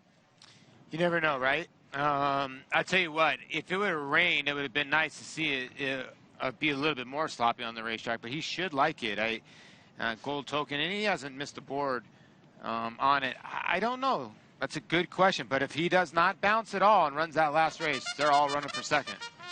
Call to post, and we're set. Here comes Mighty Zealous to kick off our post parade. The other Gary Contessa runner who remains in the race, Paco Lopez aboard. Yeah, and this is a horse that's 10 for 46 lifetime, 7-year-old now, and you're wondering if the better days have been gone, but does have good races over moisture racetracks. The 2, T Loves a Fight. He was in this race last year. He ran 4th on that muddy track for Michelle Nevin. Maybe the only interesting long shot in this race. He's second off a layoff for Michelle Nevin, had no chance in his return race, and has run well on wet tracks before. A 9-5 favorite, a 2015 Fasig-Tipton August sale graduate for trader Chad Brown, as Javier Castellano aboard Long Haul Bay. Yeah, the Sun Quality Road should be tough in here, and the horse is fresh, been working very, very consistently here, or excuse me, at Belmont. Celtic Chaos, he won this race last year in the mud. He's now in the Brad Cox barn. Eric Consell rides. Brad Cox does many things well, but his numbers with trainer switched with dirt horses are weak. I Love Lulu, coming out of a grade 2 against Open Company, now against New York Breds, and he has speed on his side for Jason Service. I would say the last 5 months, you cannot say one thing negative about a Jason Service runner, except I Love Lulu, 0 for 4 at Saratoga. Gold for the King, the 7 coming off that monster effort for Charlie Baker. Jose Ortiz rides. Listen, like I said earlier, if he runs his last race, he's going to be tough. And he's got 2 good races here at Saratoga. And here's the 2014 winner of this race, Weekend Hideaway. Luis Saez rides. Weekend Hideaway loves a wet track. The old pro is not what he once was, but you got to be careful with a horse like this. He's a good horse, just not as good as he once was. Well, standing by with a trainer who has had great success in this race. Let's go to Maggie Wolfendale.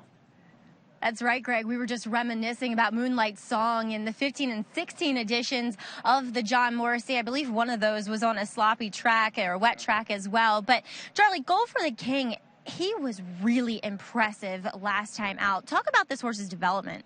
Well, we gave him the time off from just to develop, and he came back working beautiful. I was very disappointed with his first race because he seemed like he just never got in the race. He was dead last, didn't really make a run, close ground, but didn't actually was never in the race. So we actually extended his blinkers a little all the time, and just to get him pay a little more attention, because I think he just goes out there and plays around.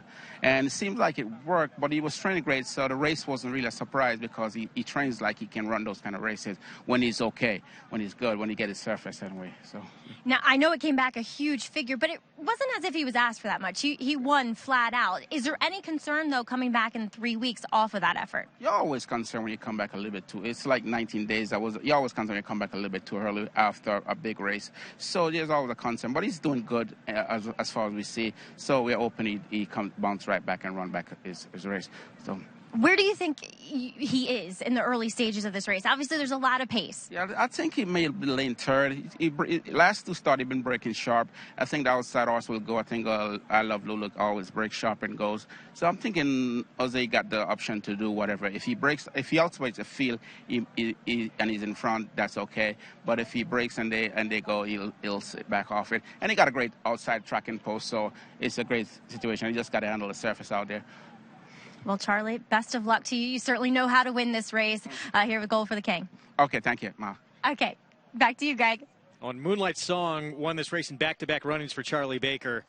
Did so off a year's layoff. Yeah. He hadn't raced since he won the race the year prior. It's incredible. Here's Charlie Baker with a horse winning the last in a dirt sprint on the NYRA circuit over the last 5 years, 23%.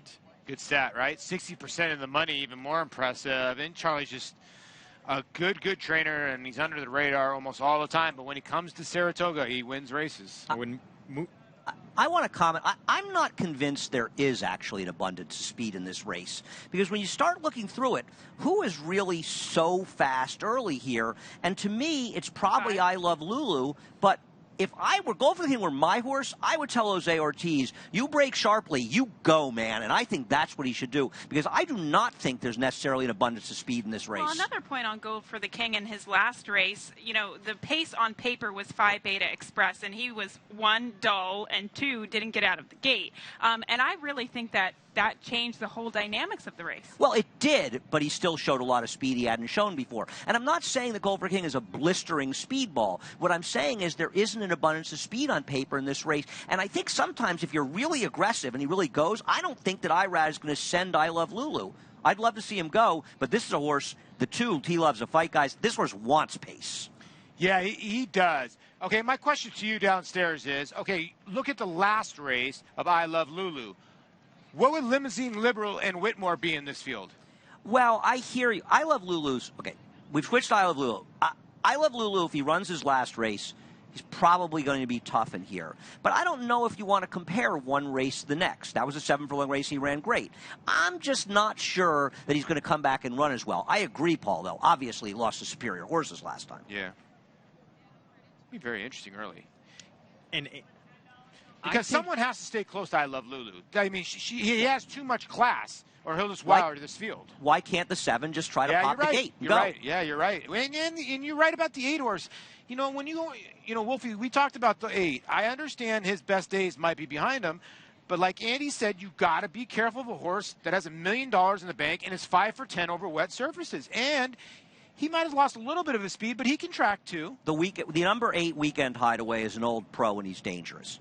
He's lost to horses, though, that in the past he would have beaten. And I just feel like this is a race where you want the new guard, whether it's Long Haul Bay or the number 7 Gold for the King. See, I think that he's actually been building off of his performances this year, because I talked to Phil Serpy in his first race off of the layoff at Gulfstream, and he said, you know, he thinks he's ready, but he's definitely going to need this race to build upon. And that's what I've seen from his performances. I wasn't enthralled with his last race on the turf, but I disagree. I don't think that he is completely tailed off in form. I didn't say he's completely tailed off. I just think he's not as good as he once was. And at the end of the day, he's going to have to be pretty darn good to win this race. This is not a field of slouches, and he's not running Beyer figures in the high 90s. And based on who's running in here, I just think somebody is going to run a big figure in this race, and it doesn't figure to be Weekend Hideaway, the 8. Still 7-5. Did we see Michael Dubb, the owner of I Love Lulu, talking with the enemy there, with Chad Brown? Well, he probably has horses with Chad, too. Like Michael spreads the In wealth. this race, they're the enemy. Yeah, they're the enemy, but still friends. Well, his trainer's not here, so he's got no one to talk to. 10% winner's bonus trifecta on the John Morrissey Stakes. Go to NyraBets.com, take advantage of that, and get a little extra in your accounts. And, yeah, there's Michael Dubb just outside of your picture right there. And there he is, talking with Chad Brown. And that's Chad Brown's father, Jerry, actually. And it's nice to see. Chad's family's here so much. And I think it makes it a little bit easier when you have your family around. You'll see Todd Pletcher with his dad as well. And there's so much pressure up here. And I think having your family helps ease the pressure a little bit. I want to hear what's going on in that conversation, because they were talking about dinner. Lots of gestures going on. Probably a dinner conversation. Most of the conversations in Saratoga, and I think you guys could agree, it's really about where we having dinner tonight. That is usually a great part of the conversation here. That is true. But Andy makes a good point, as in, and Chad's so zoned in. But Michael has, like I said, horses with Chad as well, along with a lot of others. And, yeah, you're right. It's an amazing sport where you can own your own franchise, basically your own horse, and you can have it with 4 or 5 different trainers. You can walk by one trainer and race against the other trainer. That's what makes horse racing the best. And Michael Dubb, who we saw there, of course, he owns I Love Lulu, the 5 in here, but also part owner of the leader of the 3-year-old filly division right now, Monomoy Girl, who won the Coaching Club American Oaks. And he's got another horse in 4-Star Crook, a turf horse, who's no slouch herself. And it's interesting to watch Michael, because he's been a claiming owner for a long time, and obviously hugely successful. I believe he's won 4 straight titles here, frequent winner of owners' titles in New York. But he's also dabbled a little bit with buying better horses. But in general, he won't spend a lot of money, and he's had some great success. Condo Commando, Lady Ivanka, both horses that won the Spinaway, and neither one of those horses cost very much at public auction. And he's had success with so many different operations, too, which is good to see that he evenly distributes the wealth there. And turf and dirt as well. Not to mention all the great things he's done for the backstretch workers in New York here. True. Chad Brown, the trainer of the Long Haul Bay, the 3. Owner Michael Dubb with the 5, I Love Lulu. Those are the 2 to beat on the board, but it's even money on that one right there. Long Haul Bay, lightly raced son of Quality Road. Facing a good field here of New York breds. We are set for the start of our feature race, the John Morrissey. Let's send it upstairs to the voice of New York racing for the call, Larry Colmus. Last 2 to load here, Gold for the King and Weekend Hideaway. Long Haul Bay still holding it even money on the board right now. I Love Lulu and Gold for the King, both at 3 to 1. And they're all in line. They're off in the John Morrissey. I Love Lulu comes charging out of the gate with Weekend Hideaway away running in second on the outside. Then Gold for the King, followed on the rail by Mighty Zealous. T Loves a Fight, and taking back behind them, Long Haul Bay will be 4.5 lengths off the lead early on, and leading just Celtic Chaos up the backstretch here. Weekend Hideaway grabs the front from I Love Lulu. Gold for the King is there on the outside. Behind them is Mighty Zealous. 21.77 was that opening quarter mile with a half mile to go. Long Haul Bay's got 4 lengths to make up. T Loves a Fight is next, and Celtic Chaos last of them all, 10 lengths behind Weekend Hideaway, who rolls along up front here. Gold for the King comes on the attack on the outside. I Love Lulu is put to pressure on the rail and starts to back out of it a bit as they make their way to the top of the stretch. Long Haul Bay is right alongside and charging up 3 wide, then Mighty Zealous between horses. horses. Celtic Chaos cuts the corner. They're into the stretch. Weekend Hideaway, the one to catch. A 2-length lead. Gold for the King is second. Celtic Chaos is closing the gap through on the inside. There too is I Love Lulu. Here comes Celtic Chaos up the rail trying to come and get Weekend Hideaway. Weekend Hideaway, Celtic Chaos did not get through. I Love Lulu is next and takes second. Weekend Hideaway wins the John Morrissey. I Love Lulu may have edged out an unlucky Celtic Chaos for the place. Gold for the King, fourth in 1:15.18. The Old Warrior, the 2014 winner, Weekend Hideaway, digs deep, finds more, crosses the wire first. Yeah, I mean, listen, it's great to see the old pro get it back. And as Gabby said, maybe he still does have some run left in him. But let's give a lot of credit to Luis Saez and, of course, his trainer, Phil Serpy, as well. But Luis Saez seized the bull by the horns. He's the one who went the lead. And at 6.5 furlongs, believe it or not, 21.77 isn't a blistering pace. And he won this race because he was the one who made the decisive move early. I don't get it, Andy. I don't get it. We talked about this. I understand the last race was off the pace.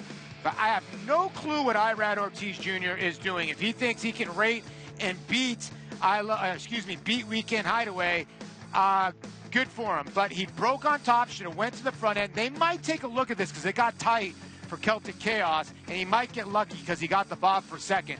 I have no clue why the 5 didn't go to the front end. Well, do you think that it was a distinct decision for Irad to take him off the pace, or do you think that he just didn't have anything with him? I think that what happens around here all too often is one person is aggressive and everybody else gets passive. We saw Jose Ortiz was relatively passive with Gold for the King, and he wasn't comfortable. And by the way, there could be an inquiry because it seemed like Gold for the King was steadying a bit in the stretch. And is it possible I Love Lulu came over? But Weekend Hideaway, Luis Saez was the one. Was setting a little bit on the rail. He was on the rail, but watch the horse who's in the 3-path, the yellow. He's going to steady a little bit as you're seeing I Love Lulu come over. I'm just wondering. We're watching the pan. You can't see without the head on. Celtic Chaos. Yeah, you know what, guys? We just watched the bottom head on. The 4 actually causes his own thing. He actually hits the rail himself. Well, if you take a look at it, Saez sort of stays in his lane. Now, he does sort of pin him a tiny bit, but watch the 4 just bounce off the rail himself. The 9 doesn't really cause it at all. So I think the stewards are going to leave this up. He just sort of gets spooked right there. I give credit to Luis Saez because he was kind of riding outside and in, but Eric Cancel was on Celtic Chaos, did so many things right, and then he blew it. He should have gone outside. When you got that rally, you want to rally inside and angle out. And he decisively said, nah, I'm not going to go. I wouldn't get room. And Gold for the King drifted a bit. I wonder if Celtic Chaos would have won this race if he had been able to drift out and get clear outside of Weekend Hideaway. But I don't blame Eric. I don't blame Luis Saez at all. This was a good ride by Luis Saez, just intimidating Celtic Chaos on the inside. He never really changed his paths. He just kept that hole very tight. Objection has been lodged. You saw that there on the tote board with Eric Cancel on Celtic Chaos against Weekend Hideaway. Well, here's the issue that we have. When you go back to the pan view, and now it's Brad Cox playing the found trainer. Okay, when you go back to the pan view, if Eric Cancel rides out Celtic Chaos like Irad Ortiz Jr. Rode I Love Lulu to the wire, he'd finish his second. But now this is an objection because now was Celtic Chaos maybe going to go by Weekend Hideaway? Maybe. But watch right here, okay? He's going to get shut off. He doesn't ride the horse. Ride your horse out. Now, are you hoping for an ejection? Because here's what's going to happen. If the 8 does get taken down, the 5's going to get moved up. But if you would have rode your horse out, you'd have a chance to win this because he steadies right here, and then what happens? I don't see no effort here. We need to watch that again, but I don't believe there's going to be a disqualification. And I tend to agree. I think that Eric Cancel made a decision to go inside that was a poor decision. You want to try to rally outside of horses, and I think this was a missed opportunity, and Saez was clear of him. This isn't the point when he doesn't into him. I'd be very surprised there's a change here. Nothing. Well, it was right there, and it did get a little tight. It got tight. The horse just spooked. So what are you claiming foul for? That you put the horse into the rail? Nah. And again, another horse gate to wire. And we talked about it throughout this whole day. You put $1 million earner on the front end, they sometimes can get brave. And Gabby said it. Listen, he's rounding back into form. Pretty cool for an 8-year-old, huh? Let's go downstairs. Maggie Wolfendale standing by with a rider of your unofficial winner, Weekend Hideaway. Here with Louis Saez, and Louis just getting off the phone here with the stewards. And Louis, we're watching the head-on over and over again. To me, to us on set, it looks as though you kept your path. Yeah, I was right there, you know. Like when I came to the stretch, my horse tried to lane a little bit, but I just protect my spot. I just stay there and yeah, I know. I know, you know, and then, you know, the other horse looked like he's coming, but he you know, I was right there and it was tough to beat him, you know. I have a lot of horse, you know. He was amazing as an 8-year-old. Get back on your winner. Thank you. So it is official. Weekend Hideaway, that victory upheld. Objection. Right no. call. Right call. It was Not the right call. overturned. Listen, in the long run, we'll never know.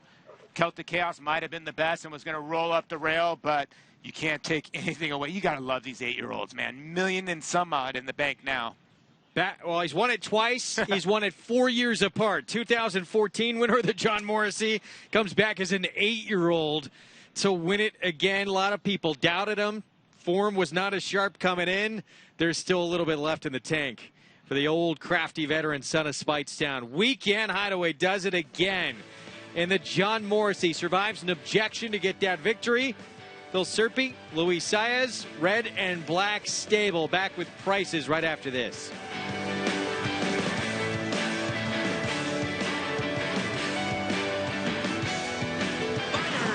Turning for home in front.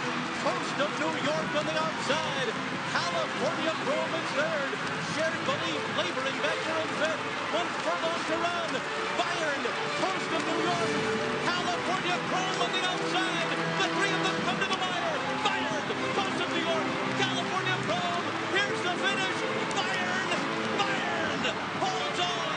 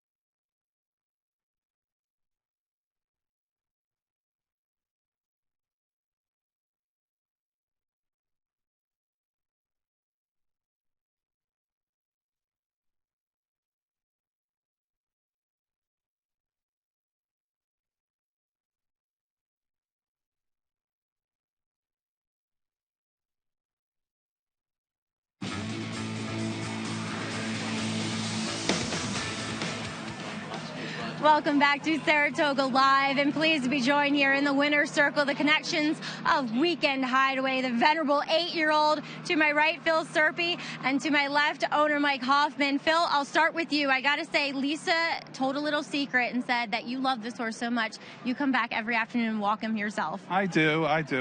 You know, I mean, he's done so much for us, and not just winning races, but he's done a lot for Mike and his family, and he's done a lot for Lisa and myself. And you know, when you get a connection with a horse like this, it's just something special. And they don't come along very often, but we're very fortunate to have him here.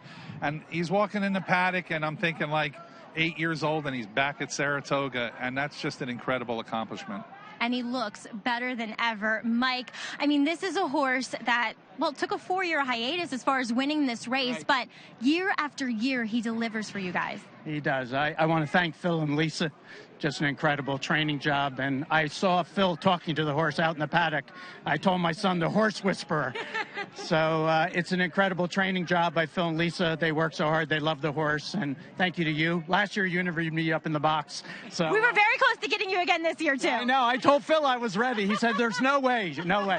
But thank you. Thank you to Naira, and thank you to Phil and Lisa and everyone here. Well, it's a pleasure having you guys a part of this team. And, Phil, you do seem to have your kind of system for bringing him back year after year. Well, you know, he's a very smart horse, and I guess that he's made it this far because he kind of tells me what to do, because sometimes I'm just, you know, not smart enough. And so when he needs a little break, fortunately, with guys like Mike owning him, we're allowed to give him a little break. And we give him a little breather and bring him back. And, you know, he's never been one to win, you know, 4 or 5 or 6 in a row. That's not him. But I think he's won a stake every year since he was a 2-year-old. And you know what? He's just great to be around. He's our horse. He's everybody's horse. And even when we're walking in the paddock, people are like, oh, it's Weekend Hideaway, it's Weekend Hideaway. I'm glad to see that, you know, especially here at Saratoga. No better place to do it. We're more than happy to see Weekend Hideaway back in the winner's circle. Congrats, guys. Thank you very much, Maggie. Thanks, Phil and Lisa. All right, My Greg. son Michael here. And Michael, well done, you. Thank you. All right, Greg, back to you. Weekend Hideaway, he has won every single year since he started racing. Wow. Back in 2012. He actually made his debut as a racehorse back here at Saratoga, July 23rd, 2012. He'd win his second start here at the Spa, and he'd do so on a sloppy racetrack. Pretty cool. Incredible. Son of Spice down at Wiseman's Ferry mare. A lot of people forget about Wiseman's Ferry. Who is he best known for?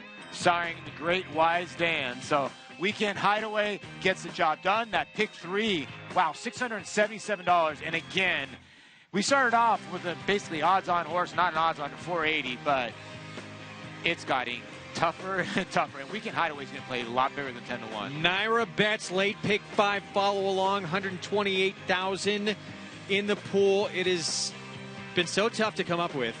There are actually a couple of horses in the Naira Betts late pick 5 that will not even pay. The 7, Isabel's Joy, and the 9, Lido Key.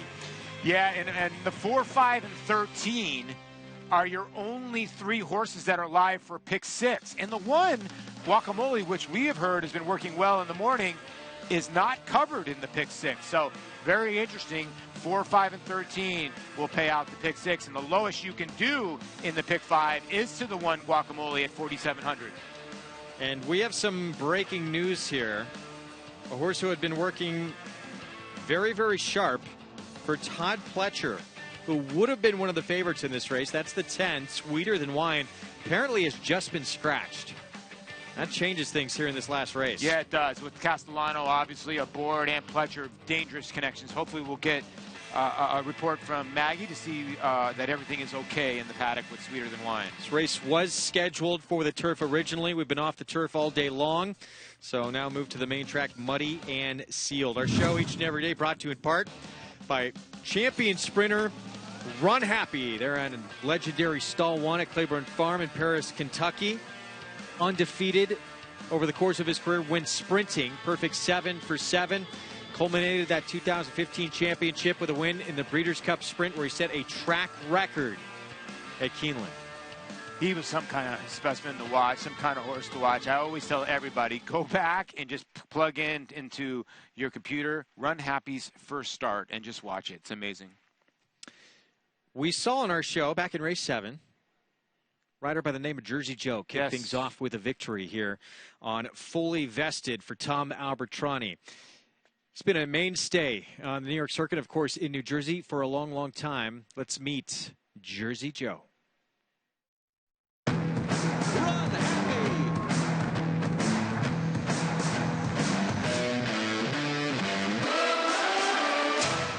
Probably all win pictures. My whole growing up was jockey whips, jockey saddles. I kind of circled myself without racing, and I don't know, maybe that's why I love it so much today. My father was a jockey, my grandfather was a jockey, so it was kind of really, and yes, I was born at Monmouth Medical, a couple miles from Monmouth Park. I'd say when I was coming up, I mean, early on years, Bill Shoemaker was awesome to kind of watch, and I was just a kid, watch go around, and it kind of grew into Pat Day, and it kind of went through the years of like Jerry Bailey, Mike Smith. shoot, current riders today. Look at these Ortiz guys. They're doing great out there. Franco, Johnny, Javier, Castellano. I mean, it's great to see these guys just working so hard and competing every day. You know what? I was kind of blessed being at the right spot at the right time. A few years back, John Legend and Rick Ross came to Gulfstream Park and shot the music video. Oh my God, I forgot the music video, but it was so great just to be part and watching Rick Ross, a guy, I kind of like hip hop. I mean, to be there in a music video with Rick Ross, John Legend, it was speechless. Who doesn't call me Jersey Joe? Come on, you know, but you call me anything you want, just don't call me late for dinner. You're asking me what is my favorite TV show, and I just watched Jersey Shore last night. Is that like a guilty pleasure? It's a train wreck. I know I couldn't be watching it, but you gotta laugh. They're having fun. These kids are great. Yeah, Jersey Shore. Is he in a time warp? Jersey Joe. I guess you got to awesome. love that show if your nickname's Jersey Joe, right? Yeah, it's pretty cool that he watches the Jersey Shore. You know, I was able to work at Monmouth for 3 years. And listen, you watched Joe Bravo ride from afar, but when I got to watch him up close, I'll tell you what, he's one of the most underrated turf riders in the country and riders in the country. And yeah, Jersey Joe Bravo, maybe he has a love affair or maybe a crush on Snooki. That's just too good that he watches Jersey Shore. He's going to ride the Too Quiet Company. We'll have the rail in this race. Meanwhile, we had a late scratch in this finale. Let's go to Maggie Wolfendale for more. Thank you, Greg. And yes, number 10 will not play here today. Sweeter Than Wine, as she actually flipped over on her way to the holding barn. Horses for Todd Pletcher are typically stabled. Some are over on Oklahoma. Some are over on the harness track. And which barn she was coming from, she still had a long walk to go to the holding barn, which is the top of the stretch here at Saratoga. So once again, erring on the side of caution. Hopefully she's okay, and we'll be back to play another day here, Greg. It's a big scratch in here. Philly was working very sharp. Would have been one of the major players. We will see what happens here in a nightcap coming up. We'll be back. More Saratoga Live on the way. How will we finish things off on this Thursday afternoon? Is there more chaos ahead after a head scratcher in the feature? We'll be back. His record-breaking accomplishments on the racetrack paved his way here to the Stall of Legends. Now retired to stud, we welcome the dawning of a new era as this esteemed champion hopes to stake his claim to immortality. His blazing speed and striking good looks have been passed down to his remarkable first foals. Foals that will carry the flag of their famous father and one day hope to break records of their own. Medication-free and undefeated in sprint competition. Run happy, standing at Claiborne Farm.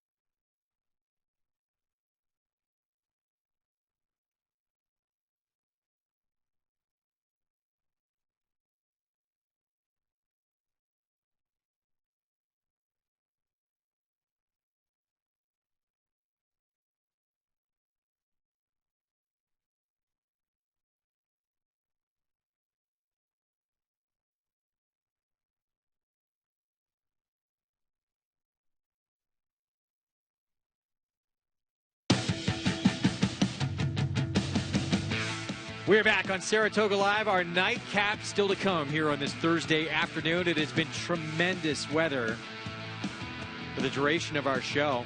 And earlier we asked everyone to log on, play the Saratoga Showdown. You don't risk any of your own money. You're competing for real prizes, including a Belmont Stakes prize package. And here's where things sit right now. Stormbird on top, but still one race to go. Stormbird, obviously the father of Stormcat, but I don't know if that's the real Stormbird. But yeah, listen, we talk about this all the time. If you're a newbie into racing, great way to get online. Sign up. It's free.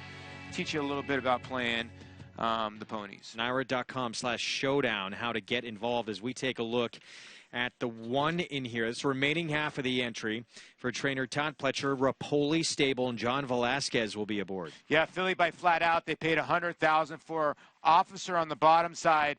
Now, this horse was working at Palm Beach Downs and got a little late start to her 2-year-old season. But she's the lowest payoff in the pick 5s, but she's not covered in the pick 6. And Andy, of course, we've talked about the problems with Todd Pletcher's, especially the youngsters, having problems breaking out of the gate. But we saw with a 4-year-old first-time starter, Big Muddy, earlier in race 7 as well.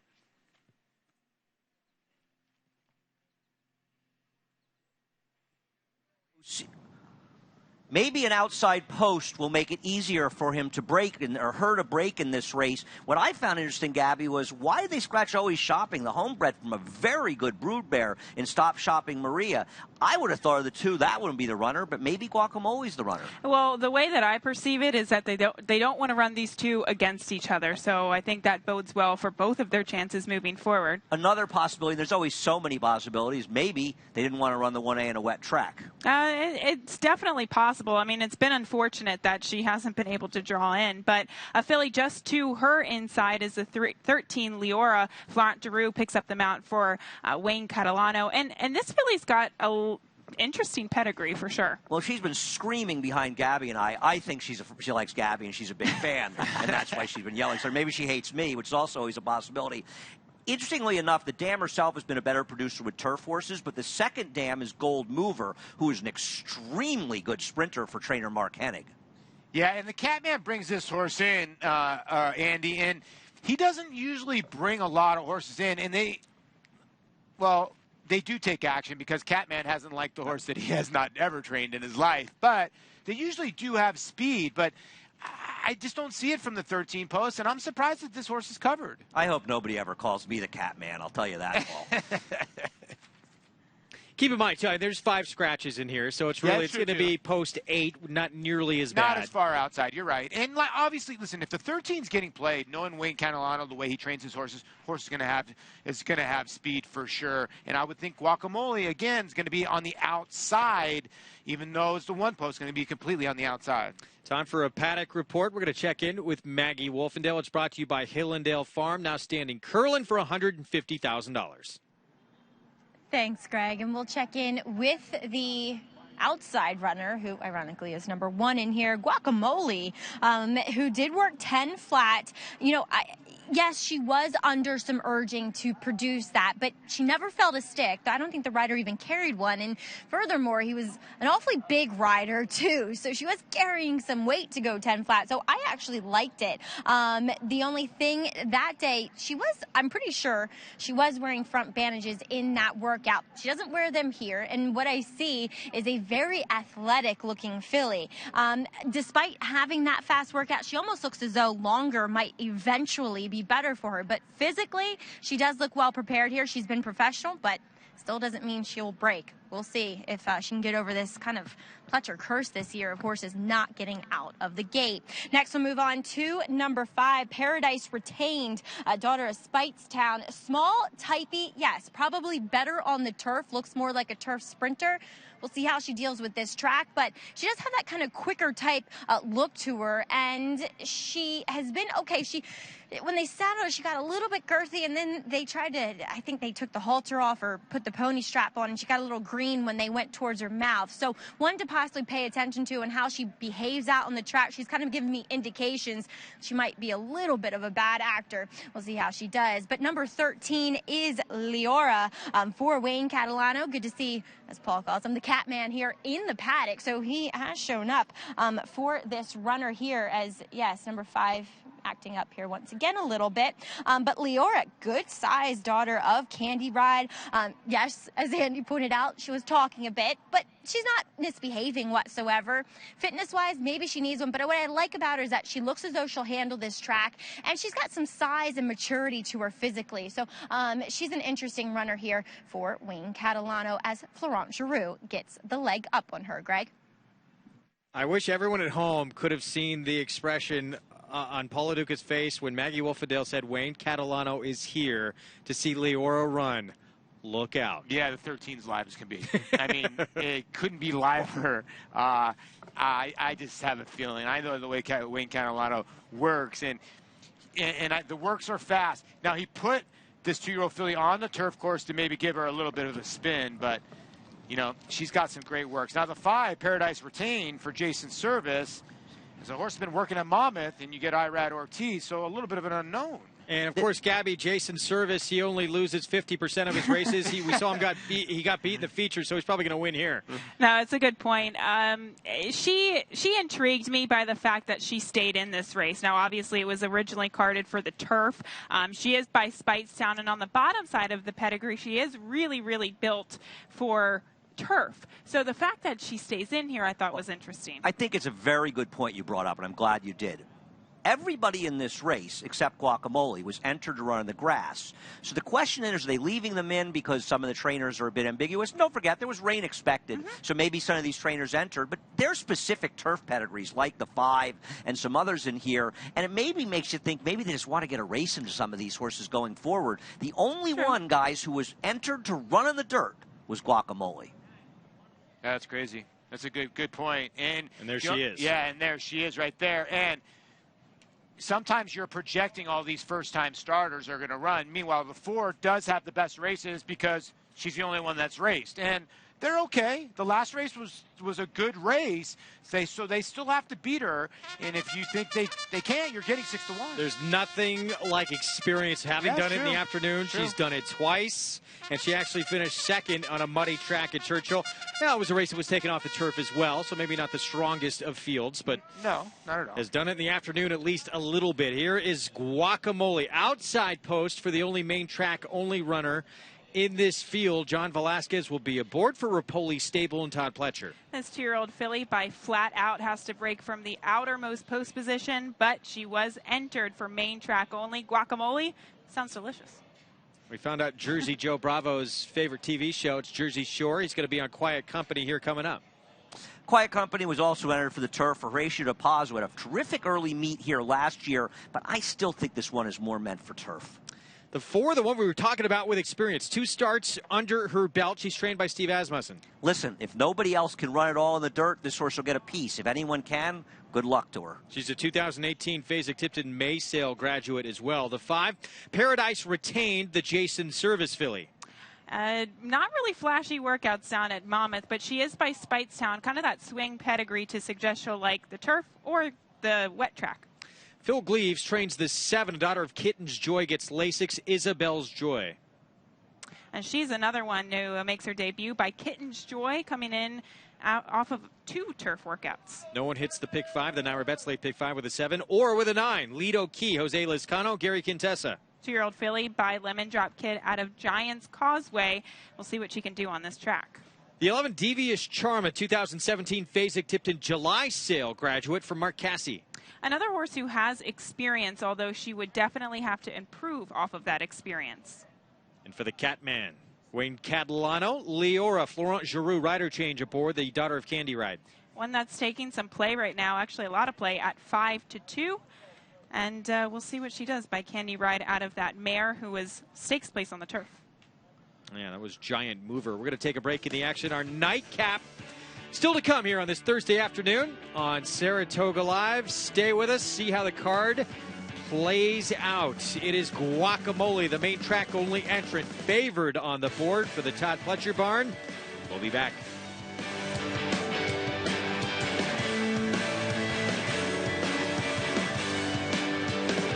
Eclipse champion Blade notched over $4.3 million in earnings, including this historic victory over Zenyatta. Now he's making a name for himself as an internationally successful stallion. Recent top runners include multiple graded stakes winner Folt and French Classic winner Senga. In the ring, his yearlings have sold up to $350,000. Among the top sires of his crop by lifetime graded stakes horses, his 2018 stud fee offers outstanding value. Blaine, standing at Claiborne Farm.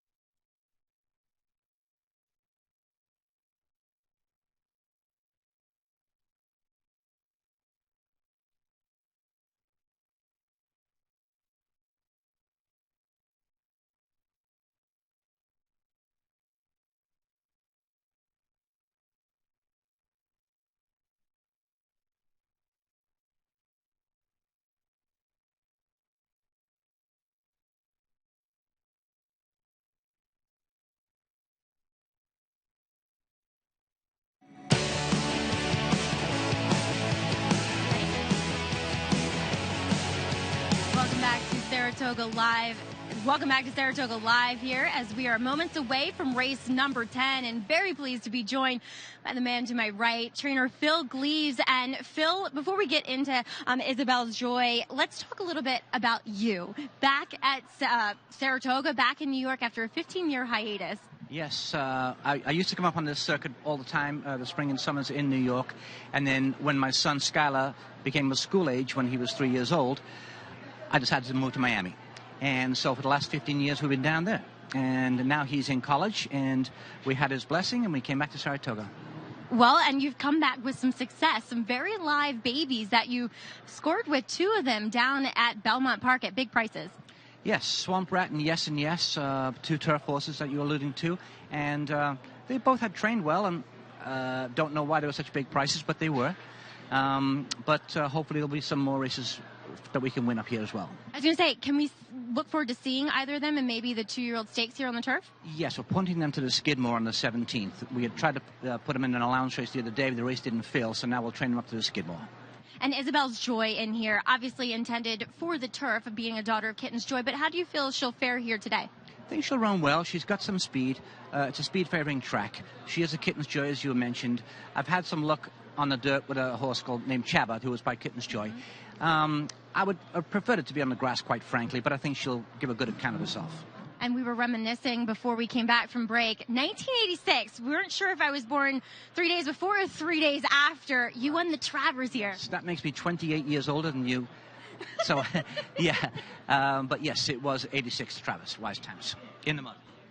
Well, there you go. In the mud. We'll see if, Phil, you can strike again here. Thank you, Maggie. Appreciate it. All right. Looking forward to seeing more of Phil here up at the spa, Greg. Well, certainly some tremendous memories here for Yeah. Phil Gleaves with what happened back then, and that came on the same kind of conditions that we have today. How about that? Yeah, he's a underrated trainer, always was an underrated trainer, and still to this day. I mean, to this date, to 2018, he's 6 for 26 in maiden special weight. So he knows how to get a horse ready to break their maiden. Now, she's a filly by Kitten's Joy, a Majestic Warrior mare. She's supposed to handle grass over grass. But I have seen some of these Kitten's Joys, like in California, the unusual heats, the turf pedigrees, sometimes will like a little bit moisture, but it seems like the moisture's starting to gone away. Saratoga card coming to an end here with our finale coming up, but the Del Mar card still has a lot of great racing left. You could use your Naira Bets account to bet a $10 base exacta in race 5 at Del Mar, and you'll split 250,000 points, win or lose. Head to NairaBets.com to place your bet. Still 9-5 favoritism as we head downstairs to Andy and Gabby. You know, one thing people may not know about Phil Gleaves, he was actually an exercise rider for Woody Stevens and rode the Great Devil's Bag. He was his exercise rider back in the early 80s. And anyone that gets a chance to spend time with Phil Gleaves, he is truly one of the great people around the racetrack. Absolutely. I couldn't say it better myself. Well, we got 2 5s. The 13, by the way, my tops and my guess. I mean, this is just an outguess. This is the one who's taking the money. 5-2 on this horse. Very, very live, that's for sure. Yep. It's an interesting field. I mean, I'm interested to see what the 2 Quiet Company does from the rail. This horse has been getting really positive clocker reports and on the dirt, obviously. So we'll see what she can do. But Horacio de Paz does great work with all of his 2-year-olds, especially last year. He had a fantastic meet last year. He came here with his horses ready to win, but as you said, they may need one. Well, again, we want to keep our eyes on the main track only runner. That is the one who is just entering your screen right now, Todd Pletcher's barn with first-time starters. They have had issues breaking cleanly. Can Guacamole get out of the gate? Let's find out. Here's Larry Colmus with the nightcap. Ready for the start. They're off. Lido Key was slow to get going. It is Quiet Company on the inside, out for the lead. Guacamole goes up on the far outside between those 2. Paradise Retained is away running in 3rd. Super Simple is 4th, and Devious Charm 5th on the outside by 3. Then Isabella's Joy, followed by Leora. And after a tardy beginning, Lido Key is the trailer, racing for the turn. 21.89 the opening quarter mile. Around the far turn, Quiet Company the leader. Taken on by Guacamole on the outside, who's second by another 2 to Paradise Retained. Super Simple is down toward the rail. Devious Charm is 5th as they make their way to the top of the stretch. Quiet Company off the turn, a 2-length lead. Guacamole on the outside is second. Super Simple trying to make a bid through on the inside. Then it is Paradise Retained, followed by Isabella's Joy down toward the rail, but it's Quiet Company who's holding on to this lead. Super Simple trying to close in with Guacamole on the outside. Quiet Company, Super Simple, and Guacamole looked like it was Super Simple. Bobbing heads with Guacamole on the wire. Then Quiet Company and Leora in 104.95. Super Simple between horses, and the one with experience that we talked about. It has also been on a muddy track at Churchill. Oh, that experience definitely paid off for this filly. We saw the 2 Quiet Company actually break pretty sharply and set those fractions. She overall ran a pretty good race, but this filly, she got the job done. I think the term leg weary late applies in this situation. You could see, well, yeah, right. She needed a slightly slower pace, a fast pace. And actually, the one Guacamole ran well in defeat because she didn't break that sharply. But Ricardo Santana, terrific ride, and experience just made a difference. And Paul, the Catman, your man, Leora, for Catalano, they were walking towards the end, but she really was getting going too late. Yeah, she got too late. She didn't really break awful. She broke flat-footed, but somebody is $42,000 richer because somebody had the 4 here in their pick 6 and did not have the 1. And I'll tell you what, this is very close on the bob. I think the 1 got the bob and the 4 physically wins it. Steve Asmussen taking a look at that. And by the way, that hair is nicely trimmed. Yeah, I miss the long locks. So I really do. I do too. But he always looks good. It doesn't matter what kind of haircut he has. 7-1 on Super Simple, and that's how close it was. with Guacamole. That's a good effort, though, from a first-time starter trying to outduel a horse who already was making start number 3. Yeah, it really was. It really was. The horse with experience, you called it. And son, I guess, gets to keep the locks. Dad had to cut the hair. Wow. But I think he's growing it back out. We're going to take a break.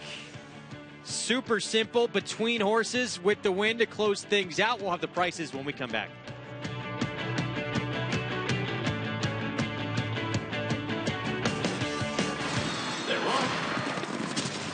Bet the horses anywhere, anytime with Naira Bets. Rushes out of there to take the lead. It's easy on your computer or Naira Bets app.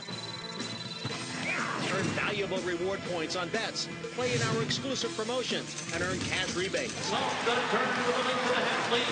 Sign up now. Bet $200 and get $200. Bet any track, anywhere, anytime.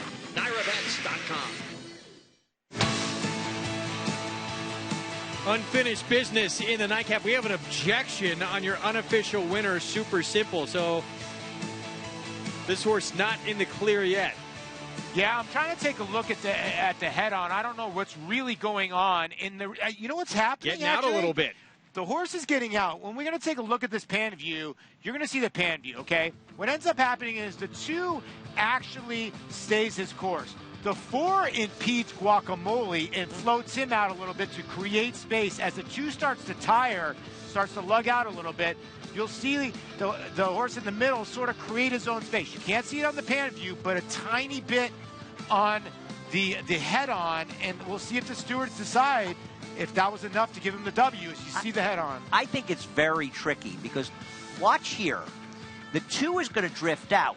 And that's the point when Santana has to make more room. So his claim's going to be, well, what was I going to do? The 2 was coming out. But there is a good argument that the 4 came out and should come down here. Andy's completely right. But having said that, yes, that horse stole his ground. Doesn't mean you can bully someone to make room for yourself, right. Does it? No, Greg, your point is a good point. I don't have an absolute answer, but I think his argument's going to be, well, what was I supposed to do? The 2 was getting in my way. I had to get room, and he's going to try to blame the other horse. At least that's what I could have gone inside, right? Well, Gabby, nah.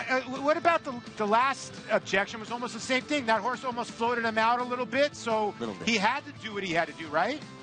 I don't know. I feel that in the last objection, the space, I don't know, wasn't ever there. I think this is a little different. Yeah. Listen, I see the claim that this horse should come down. I'm not going to argue against that.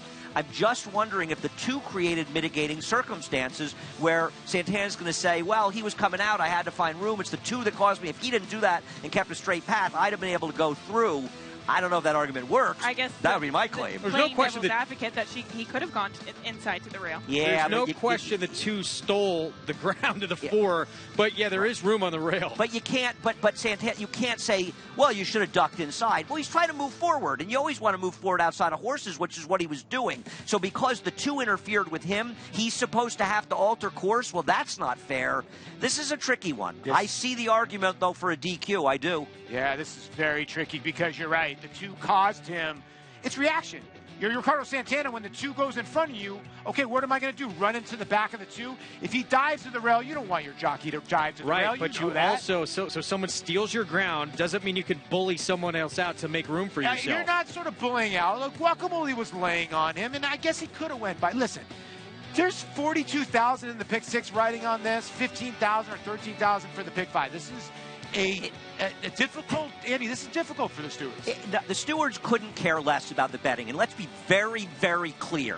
That's all irrelevant. The only thing that matters is what took place on the racetrack, and the stewards have to make a decision. This is a tough call. Now, I would argue that if you have a tough call, you're supposed to leave it as is. I believe that disqualification should be cut and dry. I could make an argument either way here. So for me, if I'm a steward, I probably don't make a change. But let's be clear, they couldn't care less about the betting. They don't know anything about it. We saw John Velasquez there waiting to see what happens. Potentially the 4 could be taken out, but could also the 2 be taken down as well? Well, see, I don't know. You know, like the last objection we had, the margin of victory was a lot different.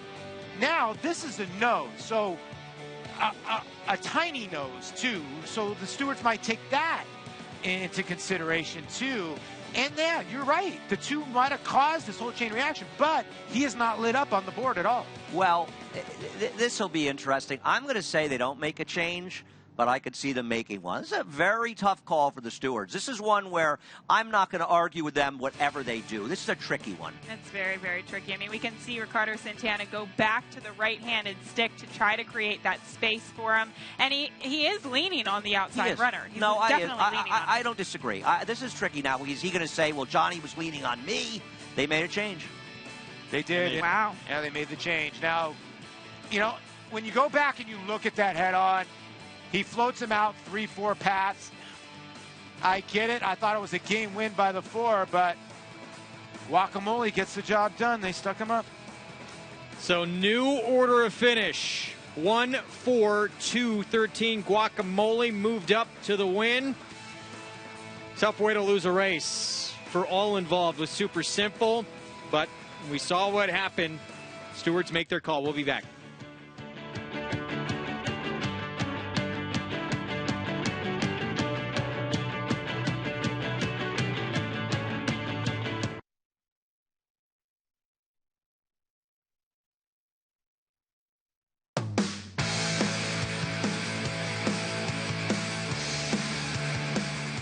We are back on Saratoga Live, and a little bit of drama to close out this Thursday card. An objection and a change. Super simple. The 4-horse taken down for interference, and Guacamole, the first-time starter for Todd Pletcher, gets the win as a result. Yeah, congratulations to Johnny V, who got the pickup mount here. The daughter flat out an officer mare officially for Mr. Rapoli. There you see the Naira bet late pick 5. And the pick 6 carryover of $42,000. If you had 5 out of 6, still paid pretty good, $454. One more look at the head-on. And in those red silks, white cap, there's the 2 taking over the space of the 4. And here comes the 4, left-handed stick there from Ricardo Santana Jr., continuing to float out the 1. Guacamole, still happening. And as a result of that, a change. Yeah, I think the other part of it is that there you see Mr. Rapoli. With his daughter, always a family affair for him. I think the stewards decided, listen, that it was just a nose difference, and that, you know, that bumping and that floating out caused Guacamole the win. Yeah. Wow, a lot happening there in that last All race. Day, right? Yeah, we had a fun card this afternoon. We are back tomorrow. Here's a look at the Naira Bets late pick 5 follow along. Guacamole put up via disqualification in the finale, and the result of that, a $3,533 payout. The reason why that paid a little bit lower, if you had the 10, you went to Guacamole the 1, the late scratch. Weekend Hideaway. He won the John Morrissey back in 2014. He does it again as an 8-year-old for the 13th win of his career. Luis Saez, Phil Serpy, red and black stable. You're winning connections. We are back on Friday with the Curlin and a Hofberg back in action for Bill Mott. We'll see you then.